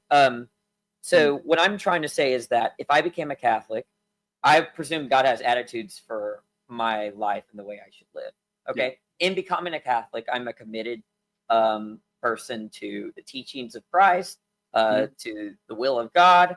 And so given those commitments, then, and given God's attitudes about what I ought to do, then I can form moral facts about, giving to charity, taking the sacraments, not being disapproving of incest, right? Stuff like that. So I don't see anything wrong with that view. I don't see how it's incompatible with Christianity. Is the idea that you could still be a subjectivist and hold to your subjective morality? Or is it the idea that subjectivism from God's perspective, which is what, people like, I think many atheists who are in these conversations, they'll say, well, objectivism is just subjectivism from God's point of view. Is that not what you're supposing? Are you really No. proposing the more common form of subjectivism where everybody? Well, like I said earlier, there are versions of divine command theory, I suppose, that are realist, right? But everything that I said there is compatible with anti-realism. So because we're all what sort of matters here is my attitudes, God's attitudes, right? That's what's doing all the work in terms of making the moral facts true. Yeah, I'm not sure if I agree with divine command theories that just are non-realist. Yeah, because my question is like, why? What? I mean, I suppose it's logically possible, perhaps. I don't know. I haven't got really into the ontology of God on this, but for you to have God exist yet not yet have moral anti-realism also be true. But I'm wondering why. Like, but why think that? Why I think that it would because the way the morality is not real if God exists. Why think that morality is not well real? by not real meaning why should I think that? Look, I mean, because to me what matters is what God wants for me to do, right? What God's attitudes. Yeah. Okay, so it's not that much different than if I'm in a committed relationship. Yeah, it's not that much different than being in a committed relationship, like in a marriage. Like what matters is my wife's attitudes and her expectations of me, and so that is, I care about that, and so I'm going to do what she says. Except God is just that times infinity, I suppose. And I think that's the relevant difference: is you have not just another person, another peer, who says this is my subjective opinion and I can enforce it upon you. You have here the ground of all reality. You have absolute being. You have goodness as God's nature, as His character, and then when it's His subjective opinion, as people like to say, I mean. I think it's kind of improper and inaccurate to just say it's at that point. Well, I've been using the word attitude. I think attitude. Yeah. I mean, is attitude not only carries more forcefulness because he can enforce it, but it carries more ontological weight because it's I invented you. I invented morality. Why would that be the relevant feature? Like it seems like if Christianity were true, what would matter is. Well, the reason why God's attitudes would matter to me is because I care about maybe the afterlife, or I care about my creator, right? But him being creator, him being the grounding, him providing afterlife, those are, I think you had a discussion earlier, descriptive, non-normative facts about God. The point is that they only matter insofar as that I have attitudes about them. Yeah. I mean, I suppose. I'm sorry. Go ahead. At the end of the day, just like Lance says, I don't care which view is correct. It doesn't matter to me. You could say this with respect. I mean, I could say this with respect to this idea. Like, if you're Catholic, what matters is what God wants you to do. It doesn't matter. Yes, we can speculate and theorize upon it, and many of the scholastics did, and many modern people and contemporary people did. But you could be a really good Catholic, still get into heaven. Really good Christian still get into heaven and not have ever thought about this issue at all because it's not really bearing upon you as your stance as a Christian, if that makes sense. So at the end of the day, I don't know if it matters all that much. And well, you're saying it's false, or you're saying I'm missing something, right? I don't know what I'm missing. Yeah, no, this would be a conversation that would just be separate from whatever. I mean, it would be something to iron out in the area of philosophy, of course, which is what we're doing. But that's all I'm saying. Okay, because earlier, this thought experiment with me becoming a Catholic was an attempt to show that moral subjectivism doesn't have this unique problem, right? The unique problem of not being able to say that X, Y, Z is morally wrong. Seems like there's something else going on that you're having an issue with. That's the thing. I think the problem with subjectivism is, what if I'm wrong about my own attitudes or my own opinions or my own preferences? Yeah, there's no problem. Subjectivists can analyze that just fine. Why? How's that? So, what if I'm the kind of person who... conflicting wills, right? Go ahead. Sorry, I interrupted you. Sorry, yeah. So just to, have a concrete example. What if I am the kind of person who just enjoys incest? That's just my attitudes, my own preferences and opinions, and my subjective attitudes. How's that a problem for subjective? I enjoy that. Yeah. How's that a problem for a praiser relativist? So the I don't know if you're familiar with the distinction between agent versus appraiser relativist. I am. I only recently learned about it, so I'm still foggy on it. And I also have a criticism about it. Like, I think they might collapse into one another, but I must admit and confess I have not thought about this much at all. Okay. Well, I think you and I are appraiser relativists. Go ahead. Did you want to say something? Sorry, go ahead. It would help, especially with people who are listening, just to give a quick rundown of what. Yeah. Well, I think I'm rather than defining it, I'm just going to use a case where we're all appraiser relativists. Okay. So I go to a restaurant and I look at the menu and I make a judgment that I'm going to have pizza. I think eating pizza is good. Eating pizza is tasty.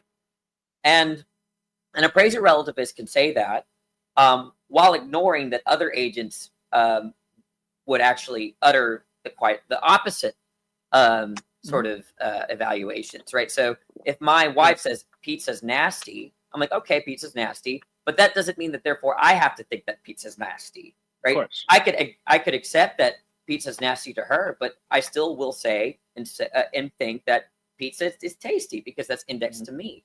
Now on agent relativism, right, you kind of lose out on a little bit of that. So a lot of people attack subjectivism by attacking agent relativism. That where if let's say Attila the Hun wants to do all the evil stuff that you suggested, on an agent relativism, we still have to consider the statement, butchering people into little pieces, right, is good, and we're just committed to that because it's Attila the Hun's attitudes that sort of the main index, I suppose, for lack of a better phrase. But on appraiser relativism, right, I could still say that butchering people into little bits and pieces like Attila Hun did is bad, and it doesn't matter what Attila the Hun. To me, it doesn't matter what Attila the Hun wanted, what his attitudes or values are.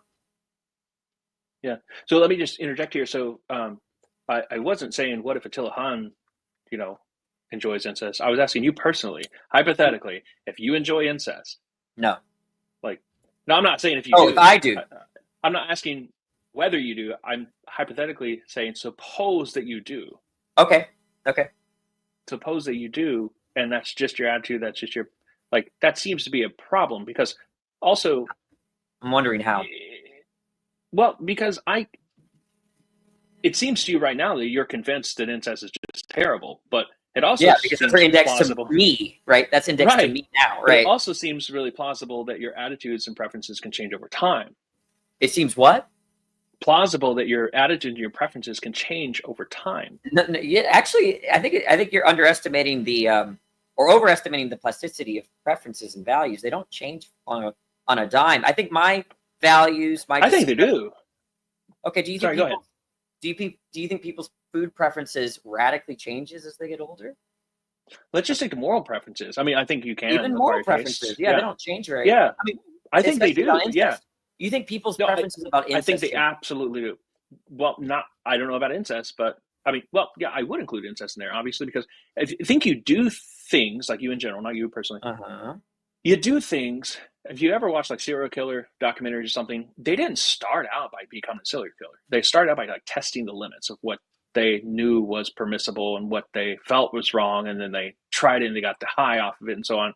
And you might do this with incest as well. You might try minimal things and try looking at your sister or something, and then you get. But this does not happen. Radical, more this doesn't happen regularly, right? It happens regularly all the time. Yeah. Well, okay. Well, this is an empirical question, right? So you're saying, let me make sure I understand you before. I don't want to attack something I don't understand. So you're saying that out of the 7 or 8 billion people here, they have certain sexual preferences. You're saying that it's very common for these sexual preferences just to change in the case of taboo or in the case of taboo sexual behavior. You're saying that I think the majority of the world has issues, for instance, has a strong preference against having relations with their mother, right? I think it's very hard to change those preferences. There might be sexual preferences about bondage or something like that. I mean, I can see why that might move a little bit, but even then it doesn't, those are only, that's the thing. Yeah. So I think they change a lot. They may not change very frequently, and the change happens gradually over time. I mean, if you just read accounts of people who go into the pornography industry, like they make smaller and smaller, compromises, and they get themselves in a situation. They don't start off that's with like compatible with what I radical think. extreme thing.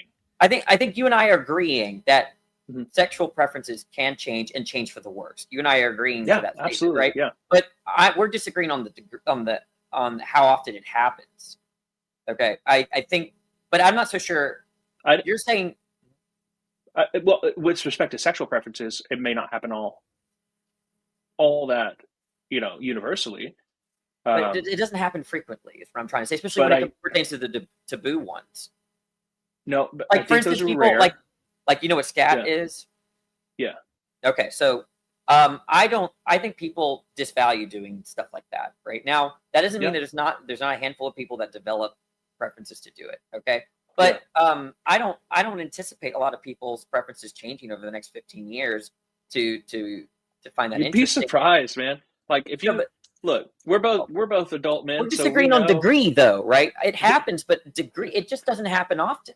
Let me use an example. So over the past 15, 20 years, right? As long as I've been a young man, I have seen in pornography things and radical extremes tested. So now that's compatible with what I'm saying, though. What the main porn sites are like, but our initial example was incest. All the main porn sites are like incest everywhere. It's everywhere now. So it's become more acceptable. And not only more acceptable socially, but like individually, people. I think it's true. People like to fantasize about taboo things, but actually doing it is something different. Like, do you think, like, when you watch Game of Thrones, nobody's actually like, there's a sense in which all the gore, the violence, the sexuality is interesting, and we watch it, but actually doing those things is not that interesting. Okay, so and I mean, people like action movies for the battles, but they don't develop. It's not very common for people to develop preferences to actually go and kill people. I mean, it certainly does happen. But I guess even if I were to grant it, how is this a problem for the meta-ethical view of subjectivism? I think because if morality is grounded in your preferences, you can hold it to be at least possible that your preferences now will be something completely later that you completely abhor and you find disgusting. Yeah, but and you're going to find T1 time, you're going to find this completely appropriate, and then T2 you're going to find the view at that time completely appropriate, and it's just inconsistent. You see what I mean? Okay, so let's just talk about a personal example. So when I was young, and this is completely PG, don't worry, because we're talking about sexual preferences. So when I was young, I thought lying was wrong all the time. Like, there's no cases where lying was wrong. And now I think there are cases where you should lie. Okay, so I look at my younger self. Moral should. Yeah. Moral should or pragmatic should? I don't know what the difference would be. I mean, I don't. Whatever. Yeah, morally wrong. The point wrong is what's important here. So I used to think that it was impermissible, and now I think there are cases where it's permissible. So I look back at my younger self, and I'm like, well, I think I grew. I think I made progress relative to the sorts of attitudes I have today. What's the problem? I mean, that's a very, you're right, it's a PG example. The examples I would use to show the inconsistency would be extreme examples. But is there inconsistency in what I said? But is there any inconsistency about that story? No, it's both consistent on moral realism and subjectivism. Oh no, but I'm okay. But I was giving you my view. I'm a subjectivist, so I changed my values. Okay, so maybe give me an example. I mean, you could go as PG or not. Give me an example let me clarify. Let me clarify. I think it's more plausibly consistent on realism than it is on subjectivism. Because, what would you think about your younger self? Would you say what he thought was just, morally speaking, just the wrong thing, right? Oh, it just wasn't taken into account improbable scenarios that I could find myself. Yeah. And then your younger self would look to yourself now and think, well, he's mistaken, right? Yes. So you even there, even though it's not a radical example, I like to use a radical example, obviously, in thought experiments because it really teases out the tension, right? But even in this example, you can see that, there is some inconsistency there because what do you mean by you thought old person was wrong and a younger person thinks you were wrong, and yet that's the same you. Well, it's not okay. It is me, okay, but it's not absolutely identical, right? Okay, right. It's younger me, current me, okay, and current me is talking to you right now, okay, current you, and I'm saying young Danny. I don't agree with younger Danny. I think he was wrong. Yeah, that's indexed to my values today, right now. I mean, and I actually think I could probably convince the younger Danny, but not on account of any moral argument. Rather, I just give what about these hypotheticals, and then I probably would have changed my mind. But when you say inconsistency, could you be more clear about what you mean by inconsistency? Because typically, when I'm thinking of inconsistency, I'm saying there's a logical problem for the view. Or are you saying something different? Well, it could be a logical problem, but I think it's a moral inconsistency. I think because at an earlier time, let's take an extreme example to really tease out the tension here. At an earlier time, I could be somebody, as I am now, who rejects incest and finds it abhorrent. You shouldn't do it. Like, I think it's bad. At a later time, I could become a kind of person who finds it totally acceptable and that I fully desire it. The problem with this on subjectivism is morality is grounded in my preferences. So it's both for me early. Thesis. You're saying the problem is the very thesis. No, I was building up the case. So the problem, the view of subjectivism is that it's grounded in my preferences. So my preferences in the beginning are that it's terrible. My preferences later are that it's awesome. And again, this is just a hypothetical, because if I'm sitting here now defending subjectivism, I'm having certain normative ethical views about things like incest. I think it's terrible, but I think the possibility that I could hold just the opposite view provides a real moral inconsistency here, because I'm saying I don't know what that means. I can sit right here and say, yes, my view now is totally morally good and right, and my view in 20 years is also, I can say with consistency, good and morally right. If it's the same? No, if it's completely different. No, you could say that, okay, Danny, if in 20 years I develop these values, I would think I think that would be bad, right? And that would be indexed to your present self. And I don't see... Does not worry you that this possibility that you could be a different person, like who you think would be corrupt? Like, you think you would be, like, I mean, for all we know, we hope you don't, but you might be in prison in 20 years. Like, what's the worry? It's just the possibility, right? That you are sitting here now and being like, yeah, that guy from his perspective is going to be totally right in his views, and I'm going to be totally right in my views.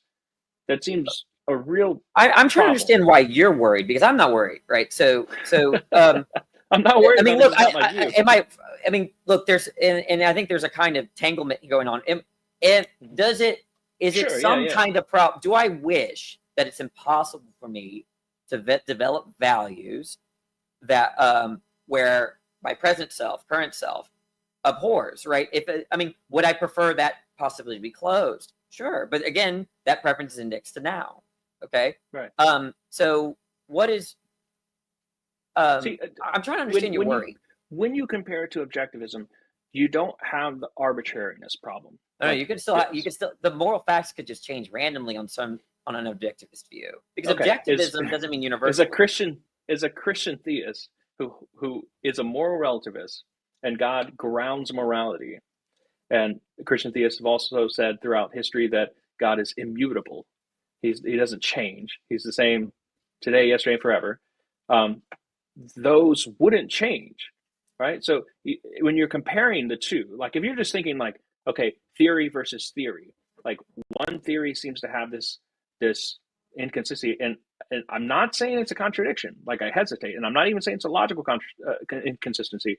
I'm saying there's there's some arbitrariness with respect to like at different times I can believe opposite things. You don't have that same situation on objectivism, or at least the objectivism version that I hold to. I think we're okay, because there are subjectivist views that are universal, right? So ideal observer theory, or even their versions of divine command theory, where you don't get, it's that subjectivist, but you don't, you get universalism. And their objectivist theories, like I think Jonathan Dancy is a moral particularist, right? He denies moral principles, right? It's very contextualized or to the situation, right? So I think really what you have an issue with is particularism or some kind of contextualism, not subjectivism per se. So because on objectivist views, you could still have I can invent a meta-ethical theory where the moral facts are held constant or universal based on what Danny wanted on December 25th, 2020, right? Then I got it. Whatever values there, right? So that's universal. Those facts won't change because they're only indexed to that psychology at that time. And that would create a worry for me because I don't really know what I valued at that time. It'd be terrible if I valued something that I disvalue today, right?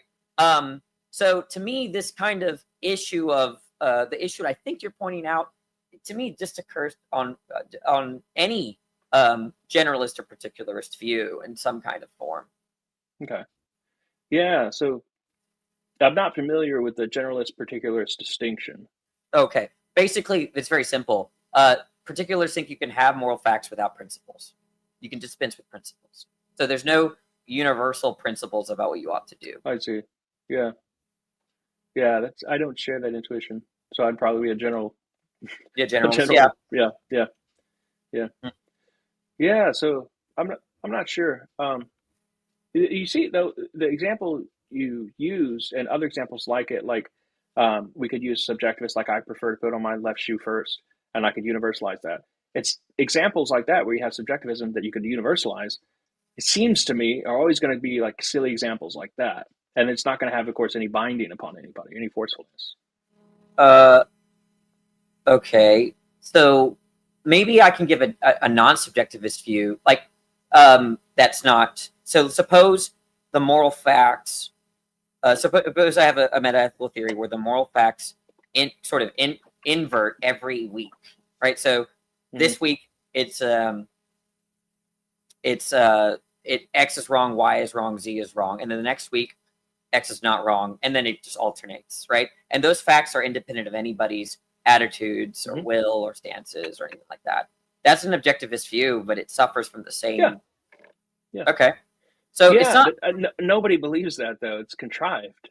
I don't know if anybody yes. Here's the thing: like just like this subjectivist example that could be universalizable, those are contrived. They're kind of silly examples, and yes, they're views that one could hold in the logical space. But I don't think anybody's really rushing out to grab those views. Okay.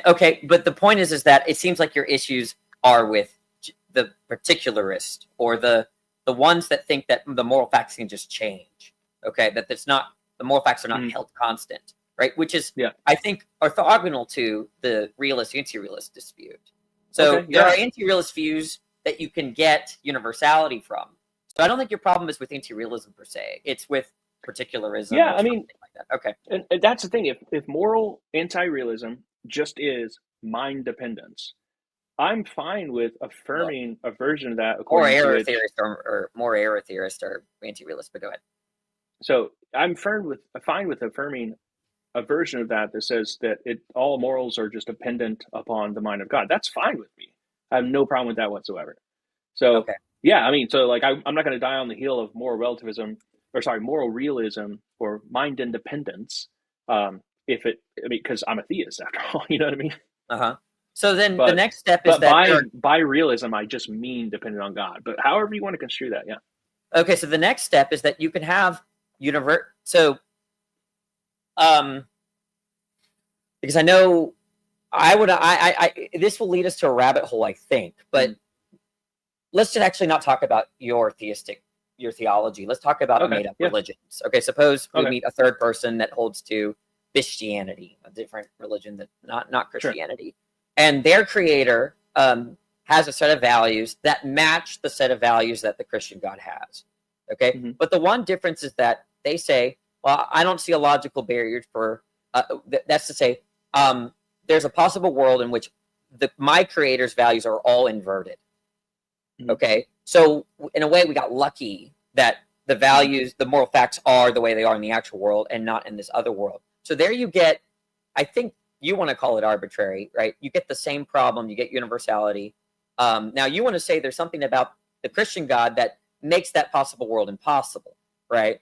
That the values that the Christian God has in the actual world are going to be the same values in every possible world, right? And so you said it wasn't the Christian God. Right. I'm saying the difference between this made-up Christianity and Christianity is that I'm assuming that, on your view, God's values are not only held fixed across all timestamps in the actual world, but they're held fixed in all possible worlds, right? Okay. Now, personally, I don't see any argument that would support that, but I want to get you on board with the concern that you're raising would apply to Christianity's universal theory, metaethical theory that is universal. So it's a universal, generalist view. And I want to see if you understand that, and then we can move on to the Christianity claim about God's values being fixed across all possible worlds. Yeah, actually, I'm not sure if I understand what you're saying. So just in a nutshell, what views are we holding to? The universalizability, but... Okay, so Christianity says that, hey, my Bosh, right, which is like your God, Bosh, okay, or Bod, I'm just making up terms, right, has the exact same values as the Christian God, okay, except the only difference is that he could have had different values, and that's just to say there's another possible world where all those values are inverted. So instead of it being good to help a child, it's good to harm them, and so on and so forth. Okay, and so there's a kind of indeterminacy, a contingency there, such that we're happy that we found we're in a world where Bosch's values are the way they are, and not in this other set of values. Now, so I don't mean to not let you lead me down there, but I think that you would have to change much more about God's nature from the God of Christianity to the God of Christianity. Not just that his morality is changeable, but you'd have to make him, well, he no longer has that divine attribute of impassibility. He may not even have omnibenevolence. He's surely not going to have that. I think I'm being misunderstood. It's my fault. It's my fault. So go ahead. It's that Christianity's God is immutable, right? But immutable insofar as that in the actual world, the values never change. So he's not immutable in all possible worlds. He's not necessarily immutable. Well, no, he's immutable. Just is that not a? Are you construing that modally? Because I just understand immutable as that does not change. Is that, or does it mean? Or yeah, I mean, I've not ever heard. I think it applies modally, but I've never heard philosophers of religion. I've never read anything about this. I'm sure there are people who've written all about it. Whether it's because you can imagine like a possible world where you have a ball and it's immutable, and that just means that at any timestamp that you go, the ball is gonna be red. Okay, but that doesn't mean that. I think that because of God, I think it would be necessarily immutable, just because you have that rigid designator God, the thing that he is, and when you go to other possible worlds, he's just going to be still the same thing. He's still going to be the same character. Just like me, you put me in another world, like my counterpart, it's just going to be the same me, just with one thing different. And so if you change one thing different, that's why I was saying, like, the one thing you want to change between God and this, as he has different worlds, but I'm saying you're probably going to have to change a lot more than just that. Okay, yeah, that's fine. I want you and I to team up against Christianity for a second, and then we'll go to Christianity. So on Christianity, this God is immutable in the sense that whatever values in the actual world, or in this possible world that God has, there's no timestamp where they're different. Okay, so you have a generalism, right? You have a kind of universal set of values that are indexed to this God. Okay, but the feature that I'm trying to point out here is that there's a sense of luckiness that we got in the God having those values and not the inverted ones in another possible world. Thank Okay. God. Okay. So you agree that the concern that you were raising to, I guess, if I subject my sense of my kind of subjectivism, which indexed to my values or our values, that kind of concern does look like it appears in Christianity, right? Yeah. It would be a very different God, but yeah. Okay. So now moving to Christianity, okay? So I actually look at Christianity like Christianity, right? I think that God has values. So let's say he values that to not have sex outside of marriage, not fornicate.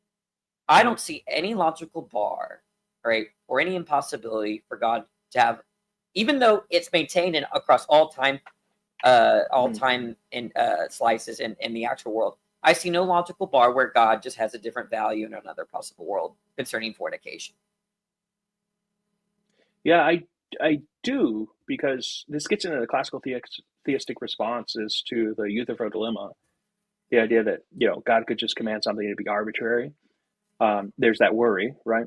And so classical theism has responses for this. They're going to split the horns of the dilemma. They're going to say that God's commands aren't arbitrary and goodness doesn't exist apart from God. God's character, his nature, his whole character, his whole person just is goodness itself. And so they identify God with the good. And so he couldn't be otherwise.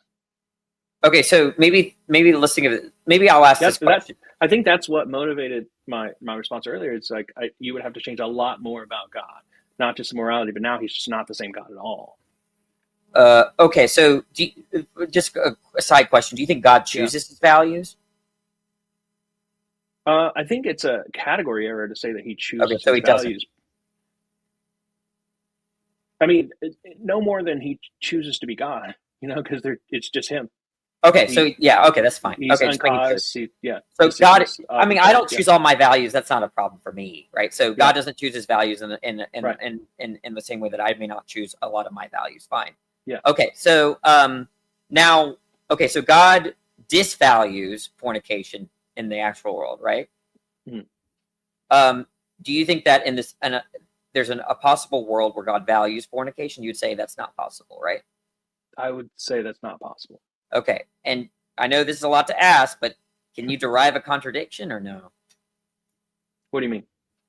Well, if it's logic, let me be clear. When I say impossible, I'm talking about logical impossibility, right? Mm-hmm. Is there a contradiction in thinking or saying that in another possible world, God disvalues universally, God values fornication. Like he actually has set up the world where you are to experiment with sex before marriage. Mm-hmm. Yeah, because again, the counterpart to God is still going to be the same God. And I think that immutability is modal. I think I would commit to that and affirm that. It's just like he's not able to change. You can change the parameters, and then that would provide your contradiction. Like because of his nature being good, he couldn't command something like that. Okay, so it sounds like you're saying that God. Sorry, let's wrap this up because I know I got one more guy waiting at least. How about this? How about but yeah, we go could ahead. Just talk later then. Yeah, absolutely. Yeah, we'll leave off at this. Okay.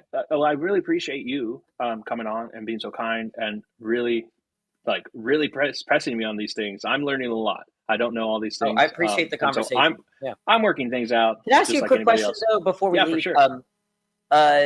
I've been telling people that a good, not like a marginal majority of Thomists are compatibilist.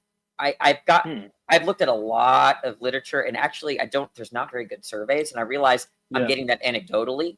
What's your experience? Well, I think I would have to go back in this because when I was learning this in grad school, I thought of compatibilism as way too close to determinism and a compromise view. But since then, excuse me, I was even willing at that time to be radically libertarian and just think, no, it's free will, everything. I have no influence on me. It's just radically free. I can just decide whatever within physical restraints, of course. But I've since evolved on that, and I'm not revisited the issue of compatibilism since then. So I'm just Do you I'm read not Aquinas sure, as a compatibilist or an incompatibilist, or do you not take? I haven't read him on free will. So, Okay.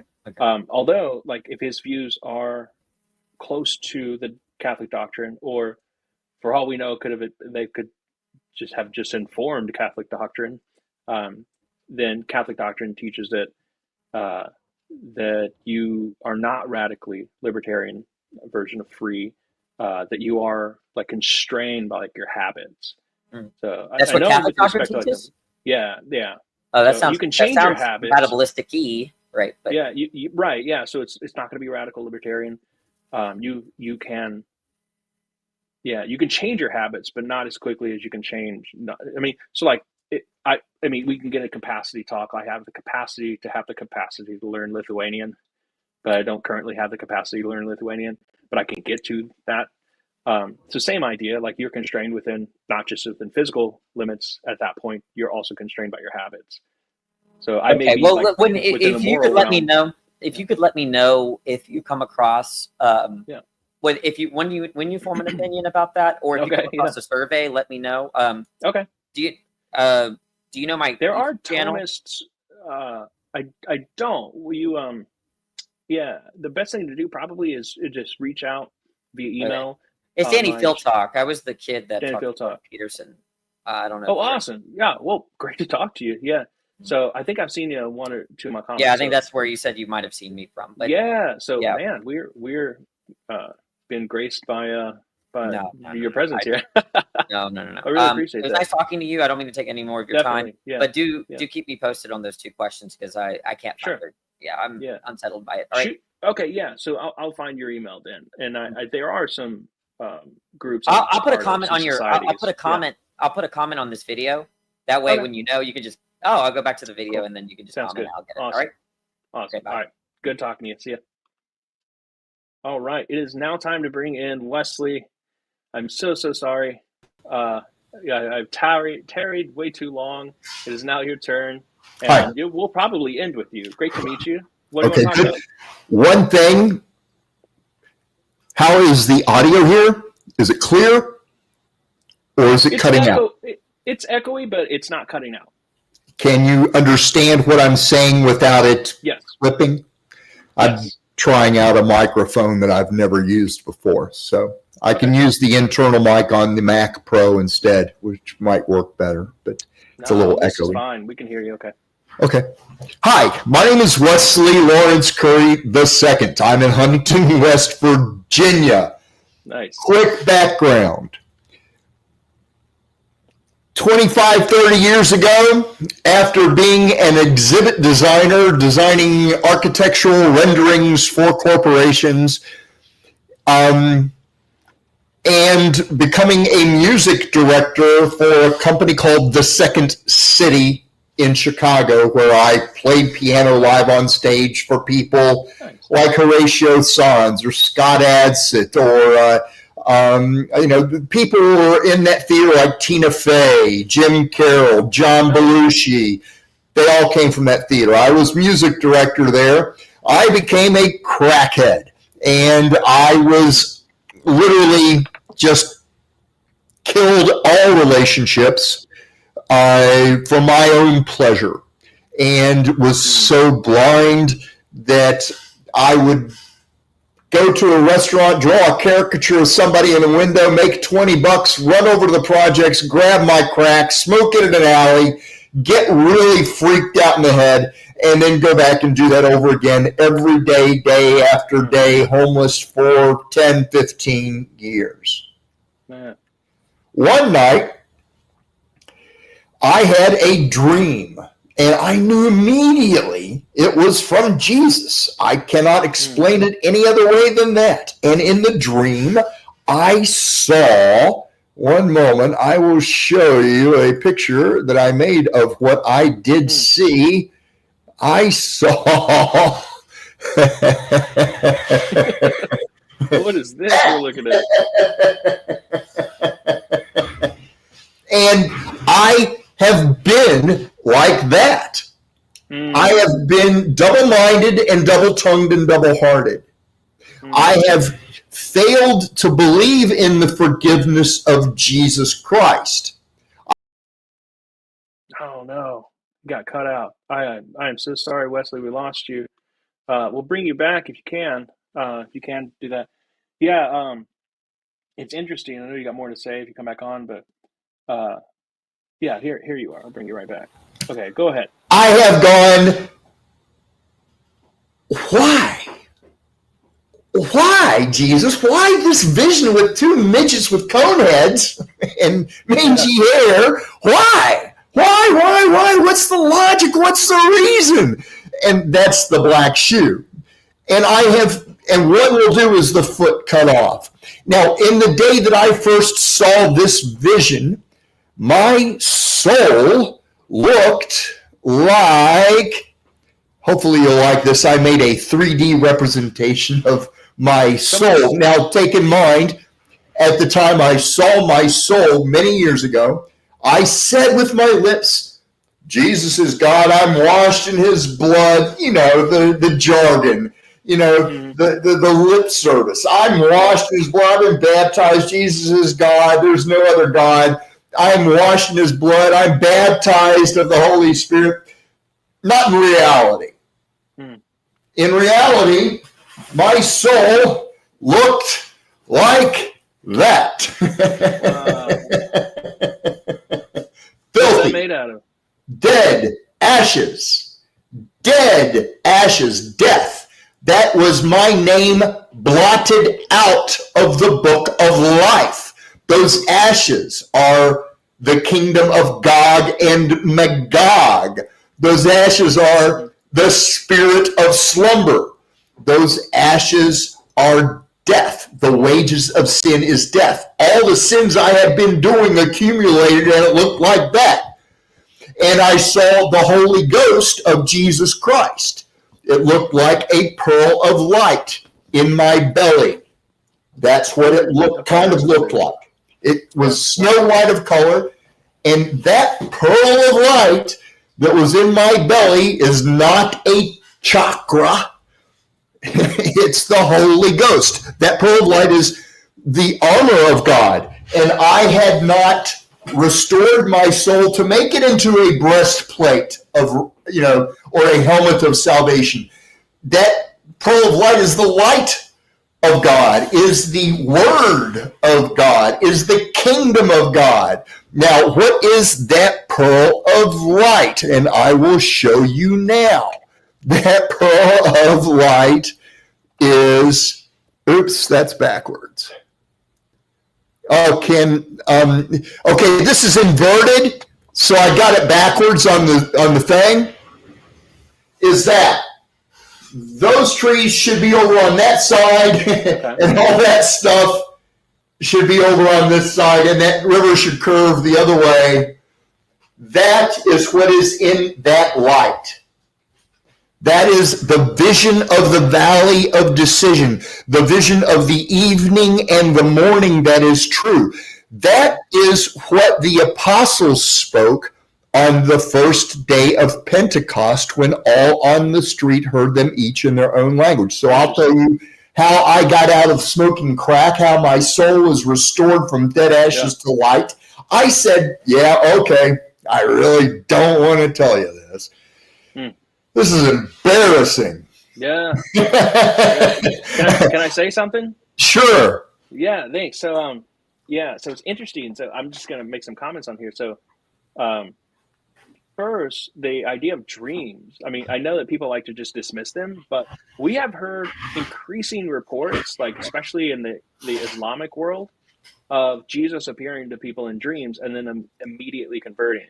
Though, if anybody's within earshot of my voice and hearing that, do your own research. I mean, yes, it's anecdotal, but it's just very stunning that we got the same report here from Wesley. We got the same report from dozens, even hundreds of other cases. So it's very interesting. And that drives with Scripture, the idea that Jesus, that God speaks to people in dreams. So another observation, interestingly, that soul image, that's really startling and very... It deeply conveys like a really important message, I think, because I mean, this is also consistent with have you ever heard of incorruptibles, like incorruptible saints? Like when they die and then they open up their casket like years later. No, I know of the 144,000, and I believe that they are incorruptible. But no, I haven't heard of incorruptible saints. So in Catholic thinking, when they dig up a saint for veneration, like they want to collect relics or something of their body, they expect to open it up and it's got just bones everywhere. But many times they're just fully bodied, and even like their clothing and the things that they're holding, like a rosary that they're buried with, will be deteriorated. But after like 50 years or so, dug up, the body looks like completely fresh. And the explanation for that in Catholic thinking is that they have so been touched with holiness that it has permeated through their actual body, interestingly. So that image is very striking. It reminded me of that. So the day I had that dream, I went to Starbucks at Second City because I had been sleeping in the alley across the street. It was in, I think, November 2003. And I spilled milk accidentally on the creamery counter. You get your coffee, go over and you pour your cream and sugar in it on your own. Yeah. I spilled milk, and it made a shape of a flower with 7 circles in a perfectly bisymmetrical shape. The day I had that dream, I only saw that dream one time. And I knew it was from Jesus and it should be told. So I devoted my life to telling it on the streets of Chicago for 8 years from that day. Yeah. I said, a lot of people, sorry, go ahead. I said, I fail you when I blame or accuse. Yeah. And when I fail you, I fail Jesus. And that's the full moon, the meaning of it in the vision. I fail you when I don't read the Bible every day. And that's the square pit. I fail Jesus not reading the Bible every day, the square pit. When I make an ultimatum or an unfriendly order, I am like the unknown depth of the pit. When I don't put out my arm and go say, hi, how do you do? My faith is a branchless faith, like a straight branchless tree. When I don't get involved, I'm like a palm tree with orange red in the bottom leaves and weeds and crabgrass under them, and the top leaves are dark green. When I walk a crooked path, I fail Jesus, like the crooked path of circle saws. When I watch too much TV, magic. When I sell Jesus for money, wizardry. When I do a drug without a doctor's prescription, sorcery. When I am sluggish with the Holy Spirit, witchcraft, I fail you. And when I do magic, wizardry, sorcery, or witchcraft, I'm like the spinning of those gold and silver rusted circles, and they buzz. So somebody in the comments said that you're a fantastic jazz player. Is that true? I was pretty good. Oh, really? Oh, I'm not. Yeah, but so what do you play? I play piano. It's right here in front of me at my computer. Yeah, I compose music. I mostly compose now. I was seriously talented by Jesus, and I managed jazz piano is very hard. Yeah. That's and you learned that before or after your time of homelessness and addiction? Since I was 7 years old, lessons. Wow. Tens of thousands of hours practicing in a room by myself. Yeah. I can believe that. Yeah. So I told that vision, and that pearl of light restored those ashes pretty much about up to here. For some reason of Jesus's perfect will, he still hasn't restored me from about here up. I'm probably still dead ashes in the head. Okay. You and me both, brother. Like, I don't think we'll ever be perfect, especially not on this earth. So, and for many reasons, the saints and reports of faithful, devout believers, they all say the same thing. They still had their struggles. They got better, sure, but man, those things that you want to go away and they're still there, and you thought you got past them, they're still there, or you feel the corruption in your heart. It's still there. It will never be gone. but all you can do is get better and try to become holier with God's help. Yeah. So that's the main thing. That vision is the vision Jesus told all mankind to tell. Tell the vision, you shall not need the mark. Tell the vision, you shall heal without money. That's what I said. I said, Jesus, I fail you not believing in your forgiveness. The foot didn't bleed when it gets cut off. Would you give everybody on earth real bread? That's what I prayed about 3 months ago. Everybody but me. Don't send me the bread. Send it to everybody else.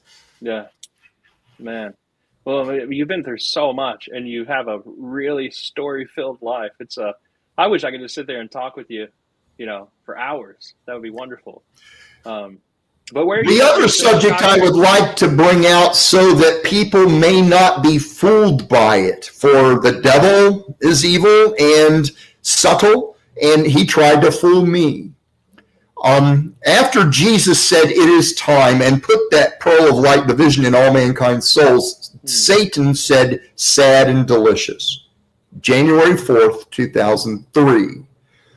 After that, on October 10, 2005, as I was laying in bed before that pearl was magnified and restored my dead soul to life, I felt like I was paralyzed for a moment, like gravity was too strong for me to move against. It was not sleep paralysis. Jesus removed the hedge. Consider like if you've got a sculpture made out of dead ashes and you put a leotard on it, and the leotard holds up the ashes. He removed the leotard and left me my own device, left me without him holding me up, and I couldn't move. And it was only a few moments. It wasn't, a minute, even a minute in length. It was only a few moments. When I couldn't move, Jesus allowed Satan to pull a fire down from heaven, and in the fire put words, did Satan. The words were a perversion of Isaiah 22. Satan said in my head loudly, I will turn and toss you violently like a ball. That's what I heard, and I knew immediately it was Satan, it was not God. And it only got into me from the shoulders up. For by October 10, 2005, I had told the vision so many times that Jesus had magnified that light and restored the ashes. For Satan couldn't touch the Holy Spirit. He couldn't attack it. He couldn't enter it. He couldn't remove it. He can't steal it. But the parts of me that are not baptized, Satan's fire could go in and touch like an electric charge.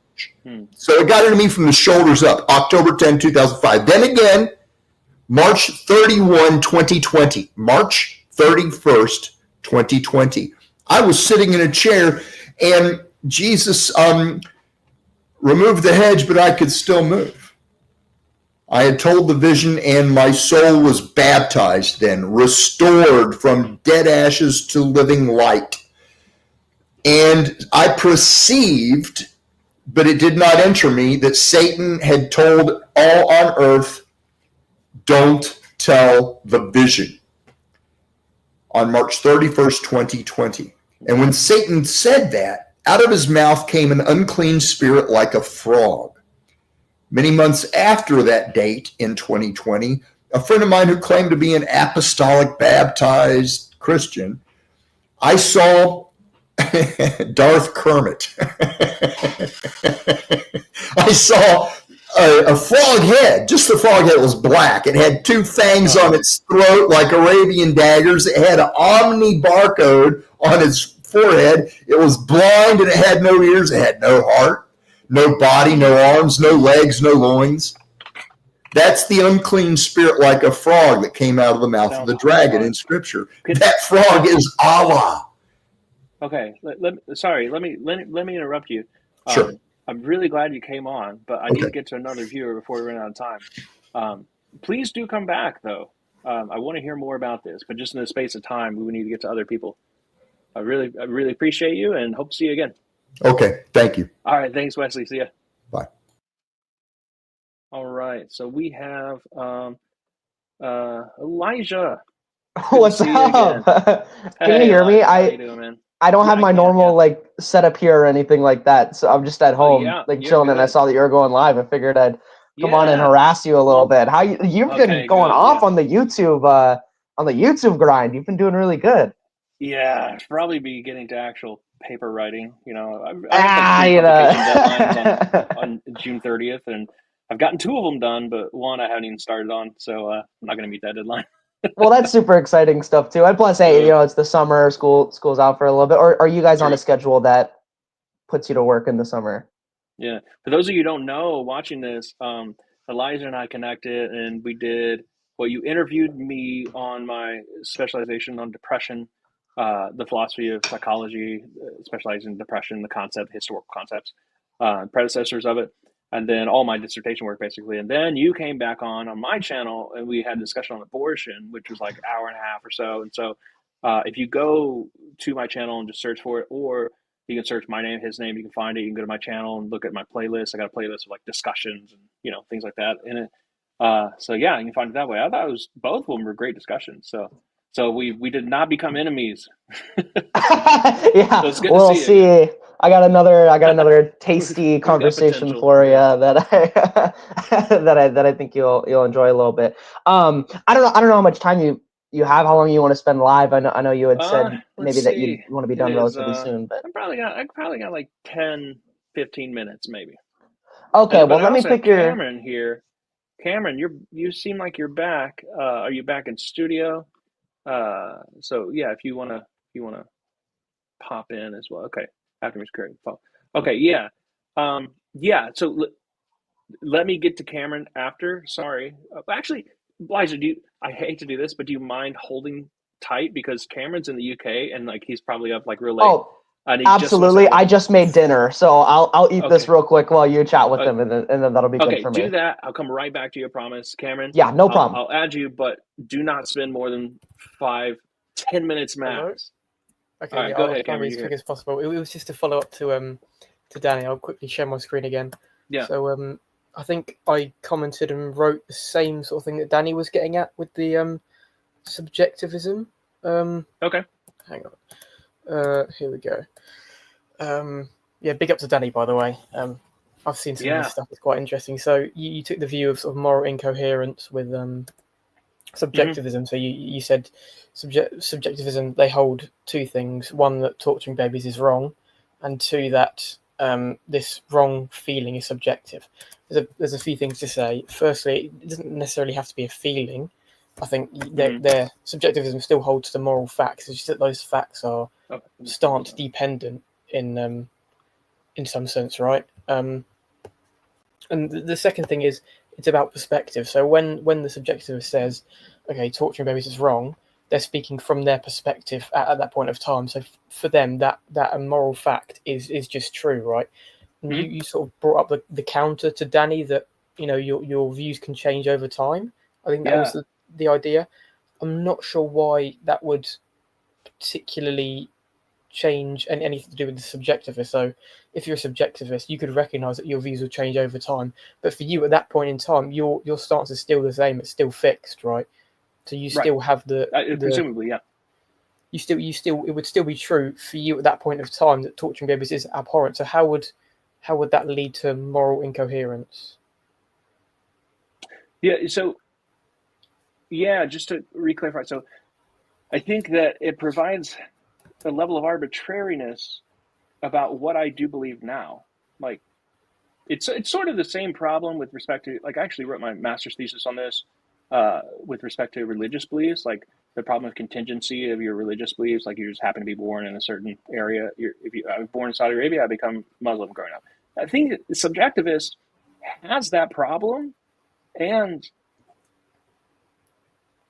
his only answer is just to say, well, my moral beliefs are good because they're my preferences. And it's like, your preferences are just whatever you were born into, like, yeah, you can evaluate them, you can reflect upon them and maybe change them, but then those preferences would end up being the right ones, the good ones, and so on. And so it just seems like this level of arbitrariness, if that makes any sense.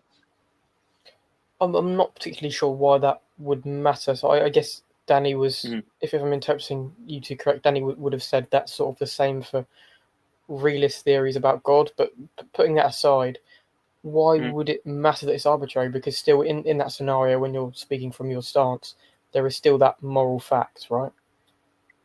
Well, it's arbitrary because how do I know right now that I'm not in the position of my future self 20 years from now who thinks incest is all great? How do I know right now that I've got the right one? Like, that's the tension. There isn't a right one. There's the right one is just you speaking from your perspective. I understand that. Your stance. I understand. I completely understand that. But like, that should provide. It should make me a little bit unsettled about, like, I'm not sure if I have the right thing here, and if it just is dependent upon, like, if I'm an objectivist, I can be wrong about my opinions, my views, my morals, but there's at least like a standard, a ruler, according to which I can at least try to approximate my views. Like, there is no such standard or ruler on subjectivism. It's just like it just sways with the ocean, and then I don't know if what I have right now is good. By definition, it is good because it's my views, and then by definition, what I'll have 20 years from now is good. It just seems really weird. Yeah. At the very least, see what I mean? So I disagree with your frame. I'll try and be as quick as possible, but I don't think so. You said, okay, my position now, from my perspective, is good. My position in 20 years now is good, but from your perspective now, that your position in 20 years isn't good. That's the whole point, right? Right. Yeah. That's I agree not your moral fact for now. And I think there is a similarity between objectivism and subjectivism. If you're an objectivist, okay, you might have this external ruler from which you can sort of determine what's right and wrong. But that, from your subjective stance, that could still change. Your framework could still change. Your opinion could still change. So from your own perspective, you still have the same sort of unsettlement, right? Yeah. So you could. So it's really interesting because isn't it true from a subjectivist point of view that you can't be in error about? I mean, I suppose you could be. You could just not know your preferences, but that seems just semantical. Like whatever your preferences are, is like your desires, your pleasures. Yes, they're complex. There's some depth there in your psychology and your preferences, but your preferences are just your preferences. So that's just going to be your morals, and so yeah, it doesn't seem like I can be wrong about my preferences. Like, if I like strawberry ice cream, that's what I like. So yeah. So on subjectivism, it seems like you can't be wrong about your moral views. You would be correct in them now, and you'd be correct in them 20 years from now. And it seems incoherent to say that, that's the correct views. Like, I get it from a theoretical standpoint. Like, I understand how it works. But I'm just saying there's that incoherence and with the level of arbitrariness. How do I know right now that, like, my views are good? Well, the answer would just be because they're my views. That seems really unsatisfying, Well, I guess the answer wouldn't be, from my perspective, how do I know that they're good? Well, it's because they're good. Well, no, it's because that's the stance-dependent moral facts, right? But I don't think you're sort of presupposing a realist framework in saying that, okay, you've got this subjectivist sort of viewpoint, and I can't remember exactly what you said. I'm sort of forgetting now. You said that's all right. It's late there. What time is it where you are? It's just hit 12. Okay. It's 12 midnight. I'll leave this for later. I just wanted to say one thing after that. I think when we were talking about the is-ought gap before and about how an atheist could solve it, Danny had quite a good video on this. He did it with Lance and two others, Nathan Ormond and a guy called Friction Philosophy. He was responding to Jay Dyer. Do you know Jay Dyer?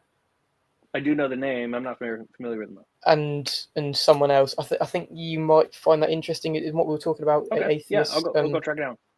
It was So he's called. I think he's called Phil Talk Danny or Danny for something like that. Yeah, I've seen him around. So cool. Yeah. I'll leave it for that now. Thank you very much. Okay. I'll try and join on some later dates. So. Yeah, I wanted to get you before you went to sleep, and I know you've been sitting there for a long time. So thanks for coming back. Well, thank you very much. I'll bring Elijah back on. All right, see you next time. All right, sorry, Elijah. I know that was so rude. Party foul. No, that was cool. Honestly, that segues relatively nicely into, I guess, good. Maybe what we'll talk about. Forgive me. I'm very sorry. No, I do forgive you. Actually, it depends on if you agree with me or no. I'm kidding. Yeah. I guess, can you explain to me? This will be the last call, by the way, because my son's arriving soon, so I got to get off here. But yeah, go ahead. No problem. We'll take 15, 20 minutes. Okay. Okay. Awesome. So, can you just like quickly explain to me what you're getting at about objectivity, especially in regards to morality? Because somebody kind of stun locked me in a conversation because they said something that I still can't really wrap my head around, but it must be some sort of presupposition that I have that is making it difficult for me to understand. So I guess, can you just walk through what you mean by like objective morality, or like when you're saying good or bad, like what is the power of being objective? Excuse me. So objective usually means kind of hand in hand. These are orthogonal distinctions, and you can read more about these online. But the way I use them, I usually use objective just interchangeably with just moral realism. The idea that it's also mind independent. Some philosophers use that differently, but that's just the way I was taught, and I'm kind of partial to it. I'm open to changing the terminology, but that's the thing in philosophy. It's like, well, I'm going to stipulate this definition to mean this. That's fine. People do that, but so if we're doing that, then I stipulate that unless there's better candidates out there and people want to correct me on this, which I'm open to, just by objective, I just mean moral realism, and I mean moral realism in the sense of being mind independent. Okay. Probably I would correct that. I think objective also. Yeah, I know there's some nuance there, but just that's the unreflective, uncorrected version. Okay, sure. Okay, I'm gonna throw, I guess, like an idea for a moral framework at me, or at you, and then you kind of tell me if this falls in line with what you're talking about. This is something that I explained to Lance as well when I had him on my show, and I understood what he was saying, but there was a power thing that I was trying to understand from him. So I'll just explain this to you, and you let me know if this makes sense, or what you think about this. So to me, it seems like I would say that morality in like a colloquial sense isn't super objective, but there are objective efficiencies in completing a goal. So like when you have a stated goal, if my goal was to be happy, whether or not I know what it is, whether or not anybody can know what it is, it seems like there is an objectively efficient way to reach that goal. And then that is objective. And so then when you ask the question about morality, you're basically trying to achieve a goal, which is maybe like fulfillment or whatever you'd want to posit that goal is. And then you can have an objective path towards that goal. And so when you're talking about morality, to me, it seems like all humans are wired in some way, or maybe you could say something like 99.99% of humans are wired to avoid pain and pursue pleasure. So you can maybe build this complex system of morality that is, these are objectively more and less efficient ways to pursue pleasure and avoid pain in some kind of way. And then that can ground your morality. I have examples when it comes to things, but hold on, what do you mean by morally good ways? Wouldn't they just be pragmatic? Like it'd all be pragmatic. Okay. Yeah. So it'd just be like, what is objectively most efficient at achieving these things? Yeah. Yeah. Okay. And then that's the general framework. I can answer questions if you have some, because I wouldn't say this is super consequentialist. Like I wouldn't say that it has to be successful. It just has to attempt at it. And then you can get into like probabilities. So like something might have a genuine probability of causing pleasure or pain. That might be, we might not be able to know it, but the attempt at that might be able to tell you. So that's like the general groundwork. To me, this seems pretty close to objective, as in it exists outside of, I guess, what you would want morality to be. But if all of our brains changed in the way that they functioned, and now, pain is way different to experience, then that would change, I guess, what is moral. If like pain changed via a certain way, something like that. So it's kind of subjective, but I just want to hear your thoughts on this. Yeah, I mean, well, this is consistent with normative ethical theories like hedonism, of course, utilitarianism, even virtue ethics, that you seek pleasure and run from pain. So it's highly consistent with all those. But you're wanting to just to get this correct. You're wanting to say that it can ground morality, like you would get objectivism by this. But I'm wondering, like, you describe a scenario where you have pragmatic normativity, like if I do this, then I will get this. My goals, my means to end reasoning. But I don't hear anything about morality in there. You know what I mean? And if you're going to say, well, well, you need to do it in a morally good way. Well, then like you're building the morality into it. You know what I mean? Yeah, I think that's the big connection that I'm struggling with a little bit is kind of like this power. So like you could Yeah. say that it is objectively inefficient to all humans to murder people. And then that gets you somewhat of the same answer that like morality would say, is that it's immoral to murder people. You're getting like a very synonymous answer to me, and I just wonder, like, it's not exactly morality, but like it aligns. You could work it in a way to align so closely with morality that it seems like essentially the same thing to me. My earbud just died on me, so there might be a little bit of echo here. But say what you said. The last thing you said.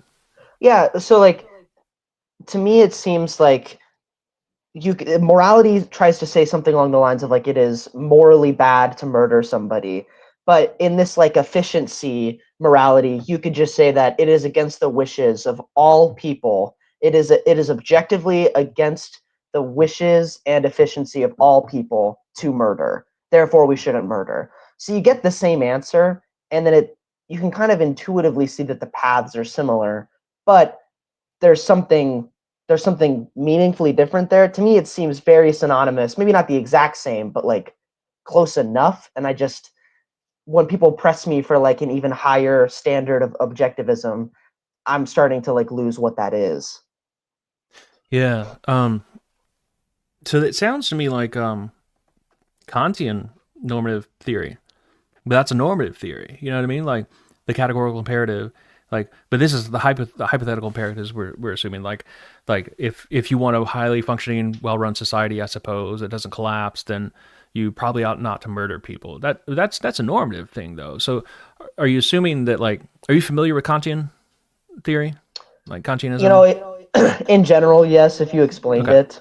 Yeah. In this context, the idea is just like, so the categorical imperative is not just if you reach these goals, that it's just like there is no antecedent. It's not a hypothetical imperative, but it's categorical, like meaning you ought to do this, this, or this, and it's universalizable. Kant thought that you could derive morality from rationality.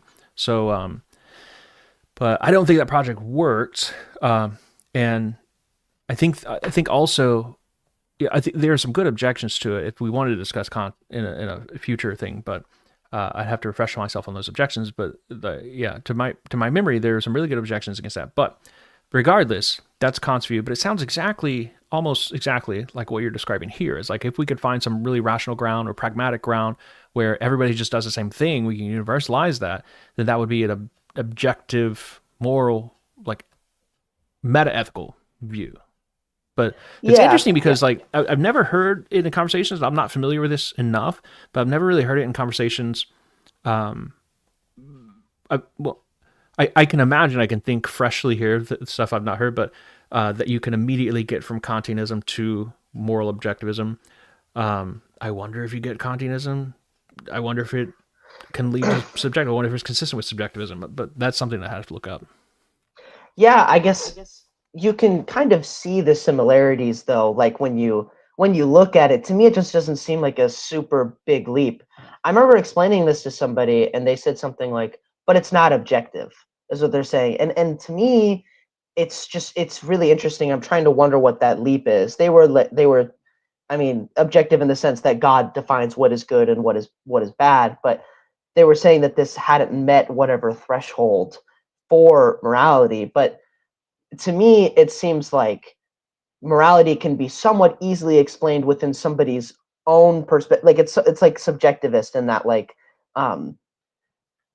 I could say from what your goals are, you do not think that this is efficient at those goals. And from what your goals are, if everybody were to do it, if extrapolated to everybody, would also be inefficient to your goals as well. Therefore, you shouldn't do it. And you can make like a normative claim, like shouldn't. And then morality, to me, I feel like for subjectivists, morality is mostly a should or shouldn't. Like I feel like subjectivists kind of fall into this camp in some way. But I guess I just So a couple of things. So I do think you do get objectivity, because just technically speaking, it's just going to be mind independence. That's what that is. So these oughts are not these normative, principles which hold upon you or whatever. They are not dependent upon minds. It's just like, it's no one person's subjective opinion. It's just, these are universalizable and so on. So in that sense, they're mind independent, I suppose.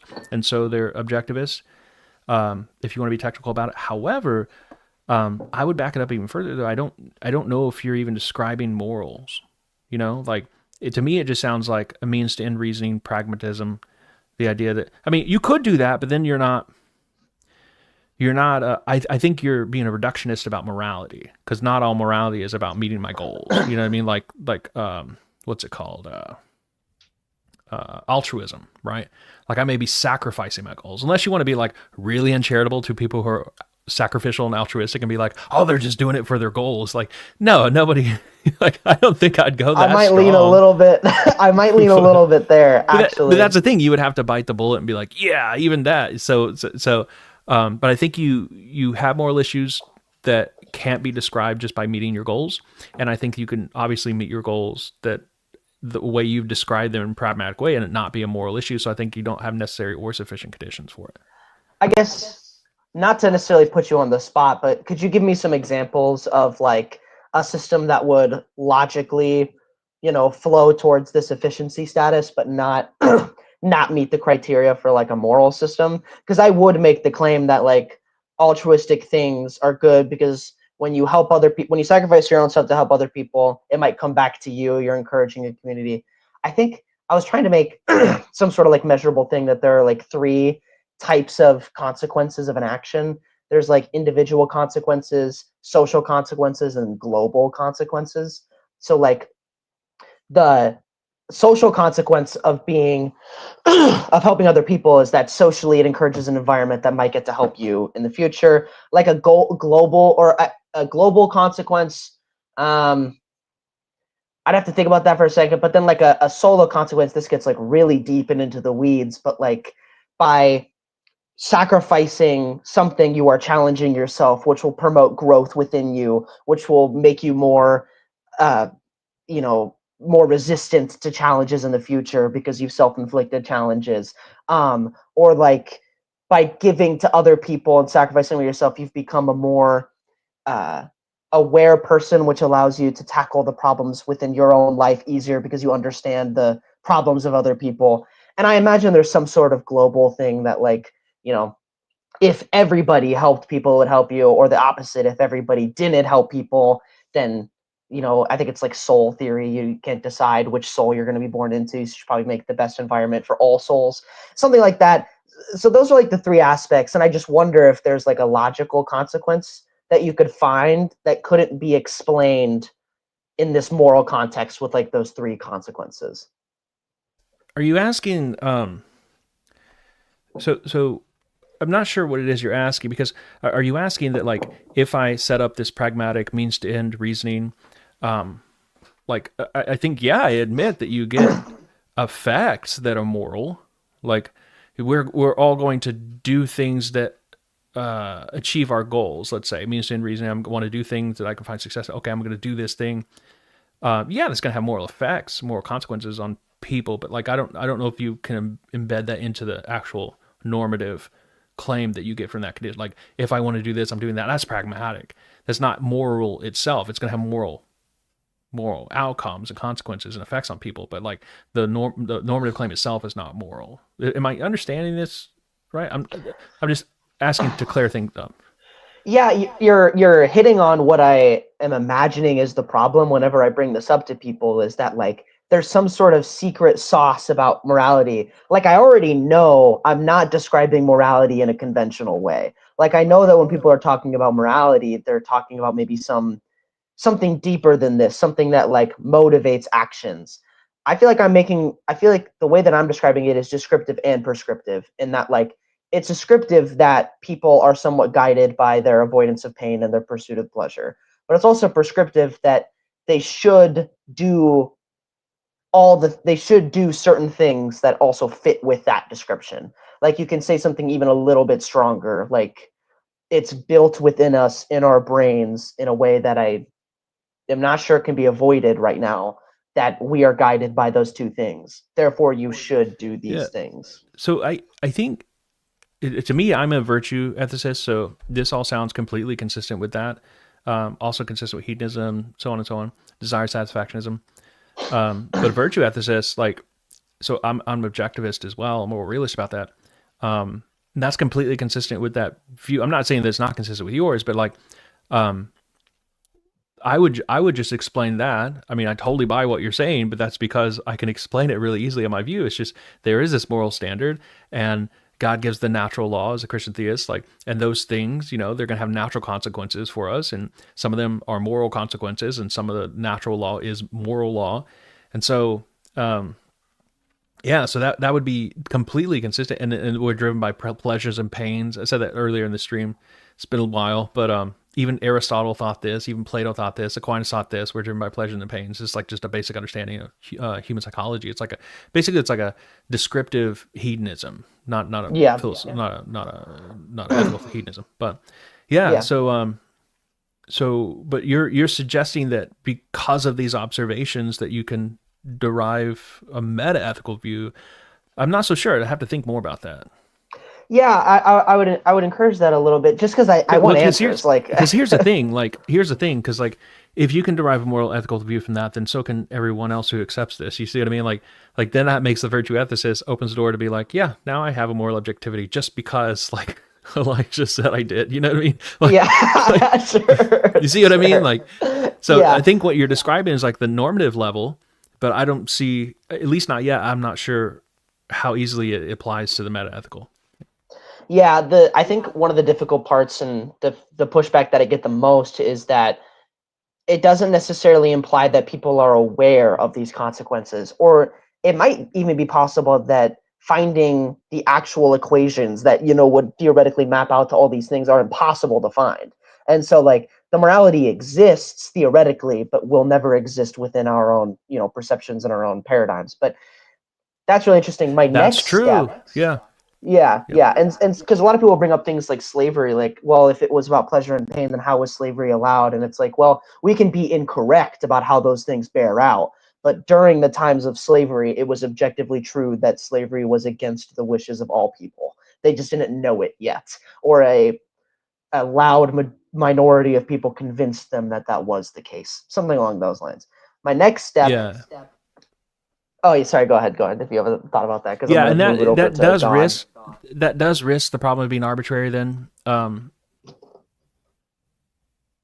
because some people will find pleasure in things, other people don't. But you're wanting to strive for like a universalizable pleasure, But think for example, like it's pleasurable to just sit on your phone in front of your face in your bed. Like, I'm not going to meet my goals, but at least I'm getting pleasure. I'm getting the dopamine. You see what I mean? It's like, and that thing seems universalizable. And also it's not although it's a pleasure example, it's not really an explicitly moral example. Like the virtue theorist would be like, yeah, it's a moral example because it builds or destroys your character, builds or destroys virtue. But it's going to be hard to find and pinpoint, but that could be worked out in the details, I suppose. No, exactly. And that's the problem, is that every example you give is going to be fought with this like massive calculation that's almost imperceivable to people about like... Right. That's the same problem with utilitarianism, like trying to find the consequences for everybody. I mean, because like it's not the same with like hedonism. Hedonism is just like indexed to the agent, but utilitarianism, depending on what the utility is, could be pleasure. And in that case, like you need to know about how everybody's affected by the pleasure. And like, that's one of the actual massive objections to utilitarianism, is that you as a moral agent trying to decide what to do can't calculate all those things. So it's utilitarianism is actually impossible in principle to figure out what to do, which is kind of paradoxical, because it seemed at the beginning to be like this really plug and play solution, like just choose the best, but like you can't, in fact. Sure. Yeah, and that's one of the difficulties, but the stuff you get from saying that something is objective, though, is that like that's kind of how you would expect it to be. If it was objective, the universe doesn't owe us an easily explainable universe. You know what I mean? If it were to be objective, it's just how it is, and we have to accept that. One of the things, though, is the next step is that you were talking about natural law. I don't think God has to exist for this to exist. I guess in that, like, if God, like, our universe would be the exact same morality wise if God existed and if God didn't exist. Now, we definitely would have come to different conclusions, because I think Christianity specifically did wonders for teaching people about what to do and what not to do. I think it aligns almost perfectly with how I would maybe construct a system of morality. I think Christianity does a wonderful job of doing this. Yeah, but me I don't too. think it's necessary. Yeah, I imagine you do. I think but I don't think it it's necessary. Like, I think if you're an abductive reasoner about these things, like inference is the best explanation, you're just like, okay, kind of fit in and all the pieces and everything. It's really hard to dismiss Christianity for all the holes that it fills. Just, yeah, and especially in the moral realm. Like, you can be nitpicky. I know people who are hearing me, just as an sidebar here, you can be nitpicky about, prohibitions in the Old Testament and all that, and actions and so on. But like, when lived out practically, and the moral theory that it's developed over the centuries, like, that's what all of Western civilization is built on, and it's really hard to say that there's a better alternative. Yeah, and it's really effective too. And so what I always encourage people to do is, like, point something out to me, and I'll let you know, like, what do I imagine the moral consequences of this thing are. Now, I know there are a couple things that I don't know how educated I know a lot of people bring up verses about slavery. A lot of people bring up verses about, like, women should not speak, and some of these other things. Now, that would take some more particular eyes on to see what it's saying. But I mean, when you look at things like the 10 Commandments, or you look at just some of the stated rules, like just the literal, like, you should, love your neighbor, stuff like that. Like, these are all really good moral techniques. Yeah. And they also, when contrasted with the context in which they first appeared and grew up in, like the Greco-Roman value system, like, that was all about, like, conquest and power and glory and honor and all these things, when Christianity is more concerned with, like, compassion and humility and sacrifice and all those things, like, those are completely different systems. And so, yeah, I mean, and they're like I said, yeah, just to agree with you, you can be nitpicky about those things. But what I'm referring to is, like, the moral tradition that arose up out of it, not like cherry picked examples that people will give. Sure. No, exactly. And sometimes I don't love to attribute it all. Like, sometimes, because the problem is that, to me, this is the objective right answer, whether the Bible exists or not. So, like, if Plato came up with everything that the Bible says, I would be like, good job, Plato, you created morality. Yeah, so that's fair. Yeah. Now, I do have, this might be a little controversial. You just shut me down if you find this the case. I guess, how do you feel about, like, morality in terms of, like, gay marriage or, like, homosexuality and stuff? I know that that's a controversial one, but to me, I feel like you can somewhat explain this on a moral thing. But I guess, from your perspective, how do you kind of explain this in terms of morality? Yeah, I mean, you're asking the brilliant questions here. Yeah, I mean, I'm Catholic, so I hold the Catholic view.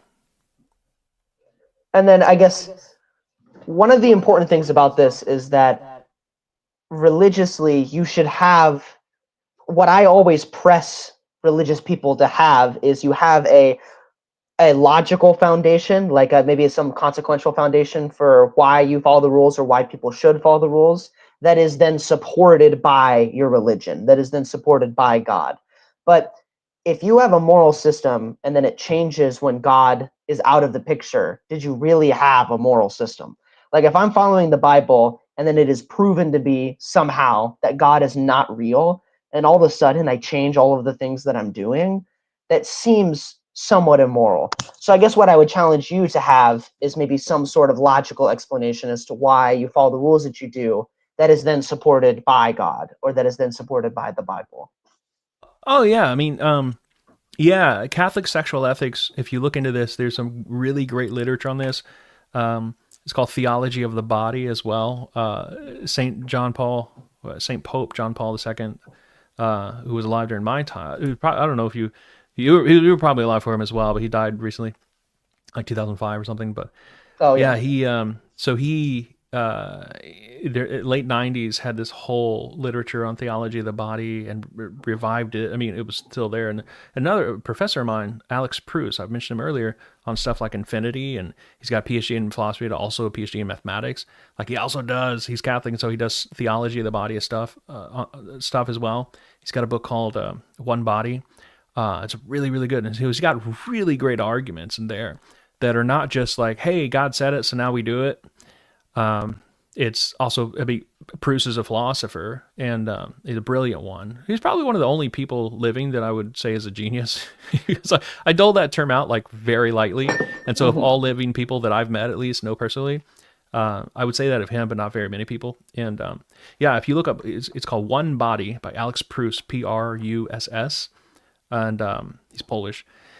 And he's got some really great arguments on homosexuality, on bestiality, on contraception, on abortion, just on fornication, like sleeping outside of marriage.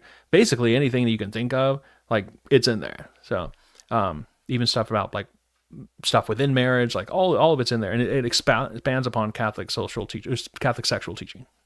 Yeah.